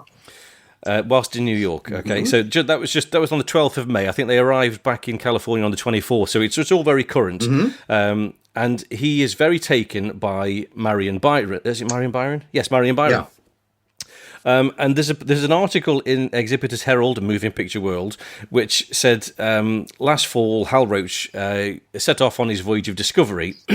The principal reason for the tour, or at least one of the most important, was to be a search for a new type of feminine screenplayer. That's not a good thing to do if you're trying to reconcile with your wife. Well, that's right. I love you, honey. Where are those other girls? So it says, for quite some time, the executives of the Roach Fun Factory had realised their need of a piquant, small, somewhat devilish leading lady of a distinct type of appeal. You've just gotten rid of three. Yeah. I don't know. I just can't kind of weigh it up, really. I don't know what they were playing at. I missed talking to Marion Byron by this much because I did do an interview with Lou Breslow, who was to whom she was married. She was not feeling well that day or something, so I didn't get to talk to her. But I know that had I been more aggressive, I probably could have. And had I known at the time that Laurel and Hardy actually were in a pair of tights, you've seen the script, I'm sure, that has has their section where basically the whole film veers off away from the established story and becomes a Laurel and Hardy film. Well, it's a good thing that they really it's a good thing that they cut that. But it would be lovely to see that footage, knowing that it was filmed. But anyway, we have the Christmas stills of Marion Byron with Laurel and Hardy. Yeah. And there are a few other oddball publicity film stills that she did with them, but she never wound up appearing in a movie. She and Anita Garvin were buddies well into the 80s. They still, even though they only made the 3 pictures together, they were fast friends for the rest of their lives. I see Peanuts all the time. Peanuts Byron, and she shows up in a lot of Warner Brothers pictures in the early 30s. So, and as I say, she married Lou Breslow, who was the screenwriter on Great Guns and A Haunting We Will Go. Based on the 2 films that I've seen that he directed, I think he was a better director than a screenwriter. He directed Punch Drunks, which was one of the very, very best Three Stooges shorts, and really beautifully directed and cut. And so he wasn't without talent. He just wasn't the guy to write for Laurel and Hardy. When he wrote Great Guns, he had just written a film for Milton Berle called Whispering Ghosts, and he does the same kind of dialogue for Milton Berle as he does for Laurel and Hardy, or other way around. It's just 40s snappy comedy without any real relation to Laurel and Hardy dialogue. So anyway, he was married to Marion Byron, and because of that, I could have talked to her, but she was not in good health. But she certainly is adorable in A Pair of Tights, which is by far the best of the 3 pictures that she made with Anita Garvin. The other 2 do survive, and I think you can get them from Germany. There's a DVD set of Hal Roach comedians, and I think all 3 are included on that. So but But Edna had a career beyond Hal Roach, and Dorothy Coburn, maybe not credited and maybe not a featured player, but certainly working in the business. So, but why they were... I think she doubled for Ginger Rogers, I think Glenn was telling me. Yeah. Yeah, but why they were all let go at the same time, I don't know. You don't know. Nope. Fine. That's fine. Their agent wanted too money to re-up is probably it. Well, it could be. They're getting $60 a week this time. Now we want $120. Well, thanks. I know why they got rid of Jean Harlow, because Jean Harlow came to Hal Roach.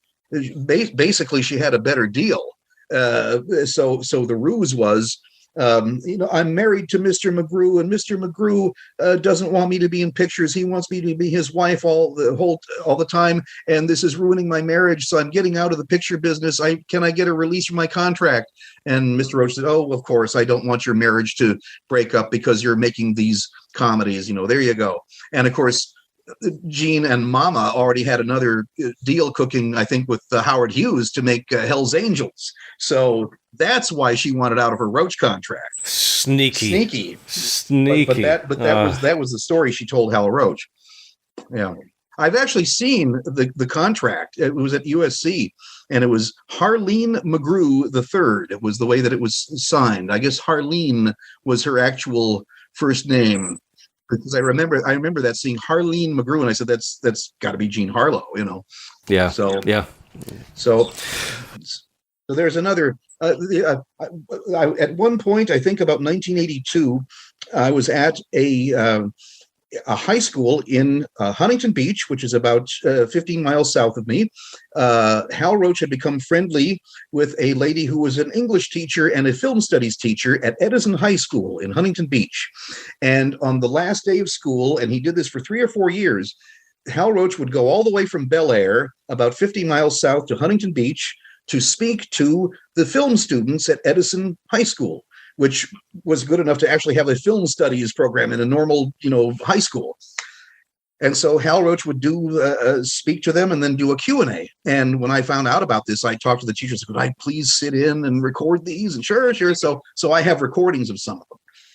And regarding the starlets, one of the kids said, "Mr. Roach, you had at your studio at various times Jean Harlow, Thelma Todd, Lupe Velez, Carol Landis, all these beautiful women." And he says, we always hear about motion picture producers and the casting couch and, them chasing the girls around the desk and all of this. He said, when you had all these beautiful women at your studio, did you ever take advantage of them?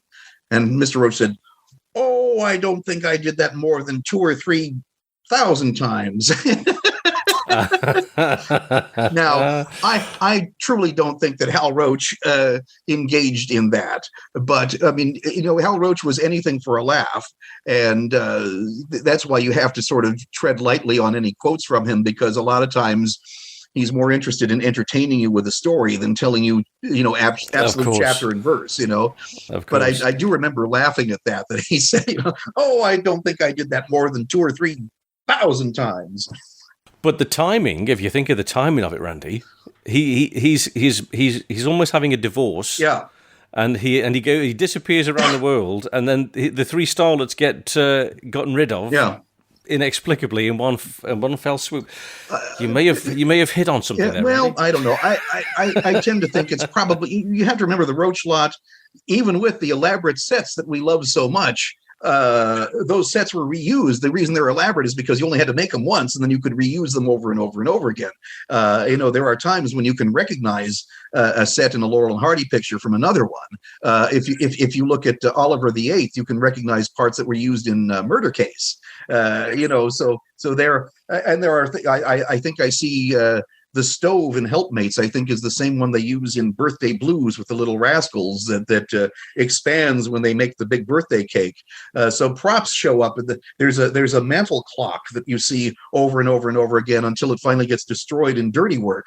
So yeah, they reuse these things. Roy Seawright always said regarding special effects, he said they would give me a script and they would say, now, what's the most economical way we can do this? And, if I would come to them and it was too much, they'd say, forget it, we'll think of something else. He said, they always hit you over the head until you were black and blue that they had no money. They had no money. So, but they never look like it. They always look, No, that's right. They are on the level of MGM's other product. And you have to remember that Roach was the only independent producer who was released by MGM. And because of that, once they got into features only, that's why Roach was in a bit of a quandary, because he had to make films that were as polished as MGM movies, but on maybe 1/3 of the budget. Right. Plus he had MGM saying, we want romance and glamour and song, and Stan Laurel saying, I want low comedy. It's like I have to satisfy these two things, and MGM is giving me the money.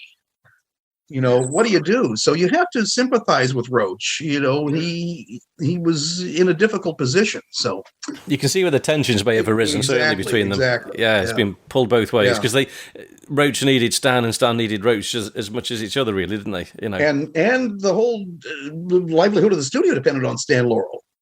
And when Stan Laurel began being a little bit unstable, thanks to Ruth and Ilyana and other bad things, that really imperiled the studio. Roach made a film called Vagabond Lady with Robert Young and Evelyn Venable, and he directed it, I think. Anyway, it was supposed to be sort of a screwball comedy, and it was made around the time of Bonnie Scotland, and it was supposed to be Roach's example to MGM that, yes, I can make other films that are on a par with MGM and without Laurel and Hardy. Well, it's a terrible movie. And had it been made with Spencer Tracy and Jean Arthur in the leads, it might have worked. But Robert Young and Evelyn Venable had no chemistry, and it just doesn't work. And it lost tremendous amounts of money. So unfortunately, it proved the opposite to MGM of what Hal Roach was hoping to prove. And that just made Stan Laurel all the more valuable. And once it looked like there were no more Laurel and Hardy pictures after Blockheads, and it looked like they were, the team was over, that's why MGM severed its connections with Hal Roach. What did he have to sell them? They didn't want General Spanky. They didn't want the Kelly II. What do we need those for? We can make feature films. And by that time, MGM was making their own shorts. They bought Our Gang, and they were making Pete Smith, Robert Benchley, Crime Does Not Pay, Passing Parade. They had short subjects homegrown by this point. So they didn't need Hal Roach. So that's why he had to go to United Artists. Yeah. So there's another diversion for you. I love it. I could keep going all night, but I don't think we should. So, I mean, having gone through Early to Bed. Yes. Did we really? I forgot. We did a while ago. Yeah, I think it just goes to show how little we want to talk about. Yeah, yes. Talk about most of the things. Yes.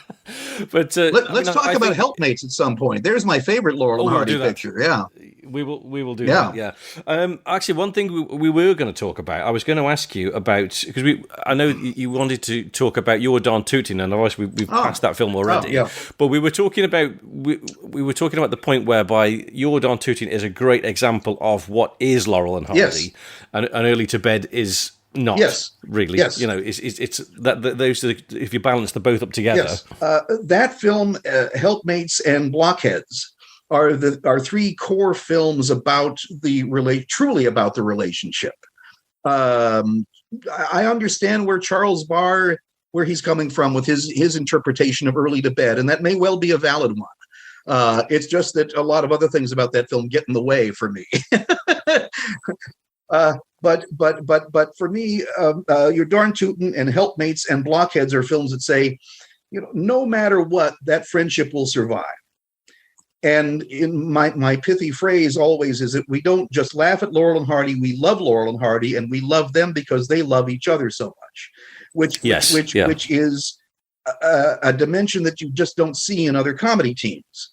The Marx Brothers, as I say, where do these guys come from? And you certainly would not see anything like the Soldiers' Home reunion amongst the Marx Brothers. Even the Three Stooges, even with all the slapping and all that stuff, there is a camaraderie, one for all for one among them.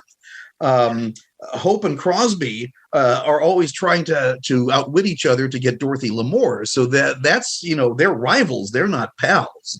And in fact, that was always a problem with outside writers for Laurel and Hardy. I remember reading the first script for Flying Deuces, and it was terrible. It was Laurel and Hardy pitted against each other, and also Great Guns. They were rivals for Sheila Ryan. The idea that these guys were buddies no matter what did not occur to those screenwriters. And so, that's the thing about Laurel and Hardy is these two guys, these babes in the wood, different as they are from each other, are yoked together happily, despite all the frustration that each causes for the other. So, together through thick and thin, no matter what. And how nice that was true in real life as well. Yeah, that's right. I think that's the lovely fairy tale that's true about Laurel and Hardy. Is that, I knew Lucille Hardy for 15 years, and she said, I never once heard the boys have any cross word with each other. They were not particularly socially close, and that may be one reason why they lasted so long. But she said, when we were on tour together, we were in each other's pockets for, months at a time. And still, if anything, the friendship got stronger. So she said, this is not a fabrication. They really genuinely cared about each other. And she said, especially when Babe's health was getting to be questionable, Stan was, watching over him like a mother hen. So she said, there was genuine affection there. Yeah, that's lovely. Maybe not to the point of Smith and Dale and Olsen and Johnson, who are buried together, but nevertheless, there was a core affection there. Yeah, definitely. And I think just you were going to mention about your ideal reworking of early debates. Well, yeah, I did. I think I went over that already. Where Stan would become the person who inherits the money. And as I say, because Ollie always assumes that he is the superior member of the team, having him demoted to butler is innately funny, because he's got to now, this guy, and I say, if you had an opening sequence where Ollie's really berating Stan, and now all of a sudden through this fluke, the tables are turned, that would be a funny, and that's what happened essentially in Chump at Oxford with Lord Paddington. So I want, and also in Laughing Gravy, the end of Laughing, the alternative ending. I'm so glad that got cut. It makes it spoils the film. Well, for one thing, the ending of it is a cheap laugh. I'm not there for you. I'm here for Laughing Gravy. Well, that's right. Yeah. That negates what we love about Laurel and Hardy. Yes, it does. And you have 2 reels of lively visual comedy, and it slams shut for 10 minutes of dull dialogue, and sad dialogue. Why? Yes, that's right. Please. And of course, for financial reasons, it survived into the foreign versions because they just wanted more and more footage, because the longer the film, the more they could rent it for. But thank God that was cut from the film. I'm glad it survives. But it should never be incorporated into the film as part of it, as they've done in syndication. That's why God made bonus extras on DVDs. That's right. Just as I hope sometime someone will put out the real cut of Pardon Us, the 56-minute version, without that terrible fire sequence. Yeah, that's right. That's a bonus. That's awful, isn't it? That's a mess. Give us De Boat and Boat in Spanish, which survives in a beauty. You can get it in a Spanish DVD. I've got it in a commercial DVD, and it's in gorgeous quality. Bring that out by itself. Don't cobble together a soundtrack in English and then put the fire, because the way it is now, you've got the very, very loud machine gun prison break thing, which is just noise, followed by the fire sequence, which is sirens, and it's 15 minutes of nothing but screaming and bullets, and go away. This is not entertaining. So they knew what they were doing when they cut it to 56 minutes. Respect the filmmakers and what they knew to work, and don't say, well, this must be the real cut because it's longer. So many film people make that assumption that the longer cut is always the one that the filmmakers wanted. And I remember Howard Hawks got very angry when somebody brought out a longer cut of Red River. And he said, that's not my cut of Red River. He said, we had those damn long written transitions between scenes that were so long and so boring. We cut those and we had Walter Brennan narrate it instead, which made the picture move. He said, that damn long cut, that's not my cut. And, well-meaning, when they find new footage, they assume that the filmmaker wanted it in. And if you've ever made a movie, you realize that, you're always going, this doesn't work, out, and you're getting rid of the chaff. So you don't appreciate well-meaning people putting it back in. Yes. Yeah. As you say, it's great to see it. We all want to see more footage. But put it on as an extra after the real film. Agreed. Yeah. Agreed. But I just that ending on Laughing Grave, the alternate one. I do like the bit where as you say, Ollie's berating Stan in a way, and then Stan gets this letter, and he's like, "Oh, yeah, and he does get an inheritance, doesn't he? Yes, he does. Yeah. I think that's but when love has turned to hate, it's like, oh no, I don't want to hear that. So I love Ollie's voice, but not that one. He sings his so good. Speaking of which, I just typed up the script for Bohunks, and I wish I had a cutting continuity for the original issue of Bohunks, because he evidently at the very beginning sang Pagan Love Song before singing I love you, da da da, the one that it now opens with. There was another song at the beginning. I love you, I love you, I love you. You are the ideal of my dreams. I always knew 'twould be someone like you. I've loved you forever, it seems. For years in my mind's fondest fancy, a picture of your face I drew, and I knew you somehow when I met you just now. You are the ideal of my dream.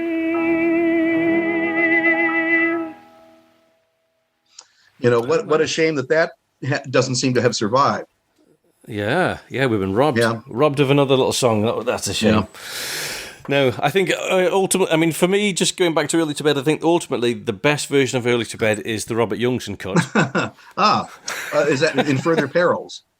Which I've got. Yes. I'll have to go look and see that. Having just watched the full film about 3 or 4 times now, I'll have to go look at the edited version. Yeah, it's better. It's right towards. I think it's the last film on Further Perils. So you can skip right to that part, and it cuts out the bit where he's pouring the water in the bed. He cuts all that out. Yeah.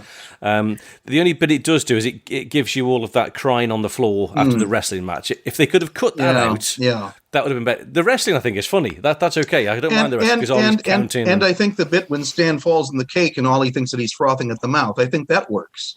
It's not a terrible film. There are elements of it that work. Yeah. It's just that there are elements that I find rather disturbing. And again, it's probably me more than the film.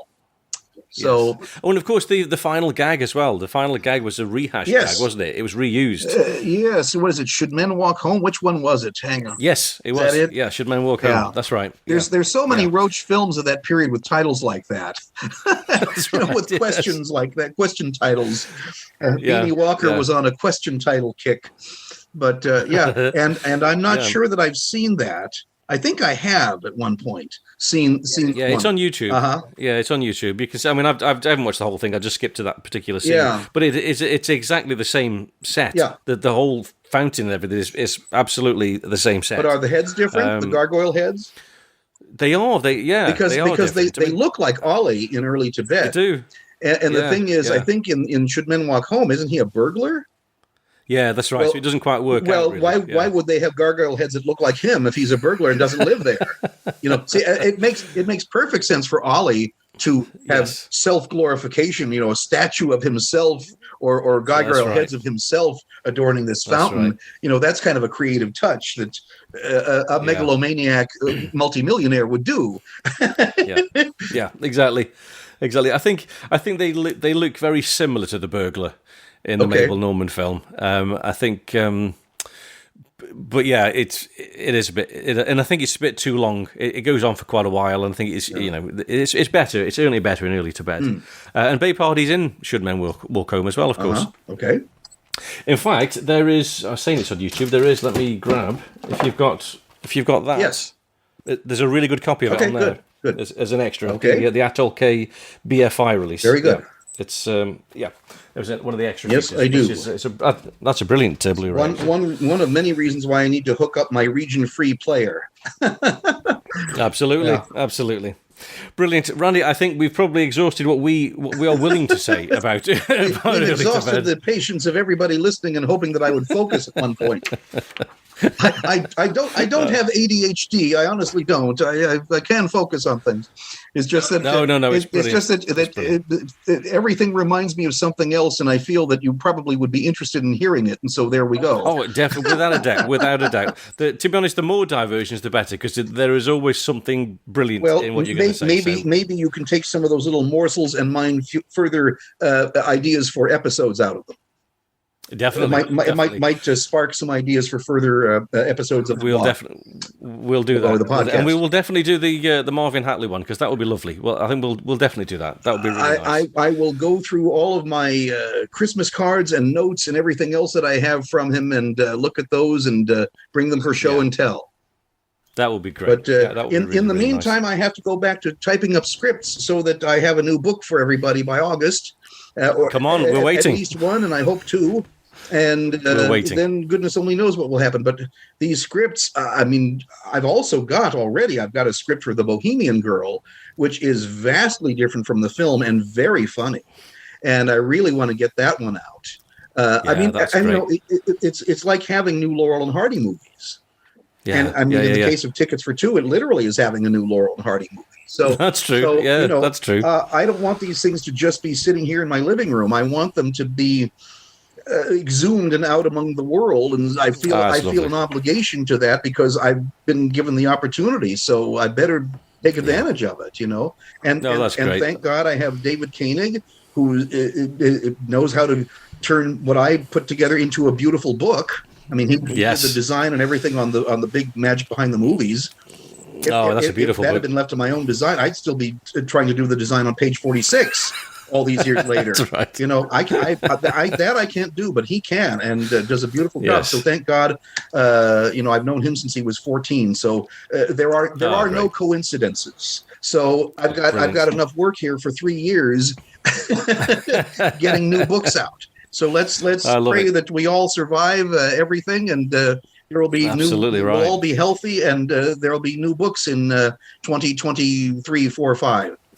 Fantastic. And did you say you were aiming to do one volume of the movie scripts, or is that because there's a lot of scripts there you've just been telling me? Well, I want to do another one of shorts. The first one was 20 screenplays of shorts, and I've already got that many to do for a second volume.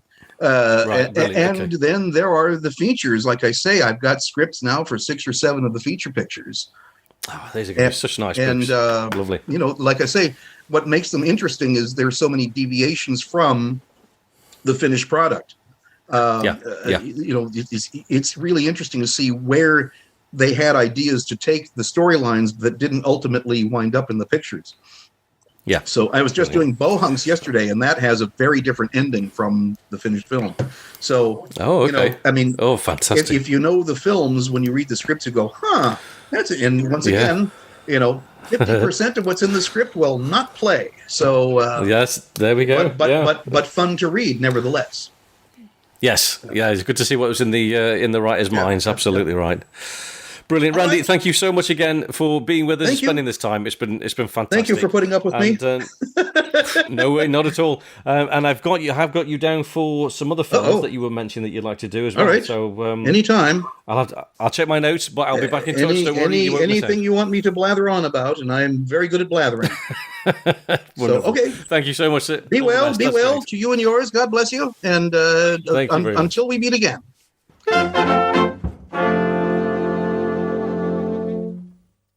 So there it is. I hope you enjoyed that discussion with Randy. If you'd like to see a video excerpt from the show, I've posted the section where Randy is showing us his new acquisition of all those vintage movie scripts, and you can find that on my YouTube channel. So just head over to YouTube and search for the Laurel and Hardy blog, and you should be able to find the clip there. Oh, and many more besides, of course. So don't forget, hot on the heels of this episode will be part 2 of our look at Early to Bed, coming in a couple of weeks. Well, depending on when you hear this, of course.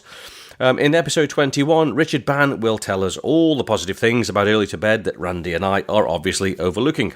And in addition, Richard also answers a question that Glenn Mitchell and I posed to you all in episode 19 about trying to identify Viola Richard in her walk-on part in Tit for Tat.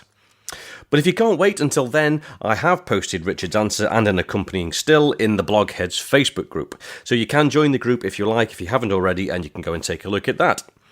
Links to the group and to the blog website, and also to the Blogheads merchandise can be found in the podcast show notes as usual.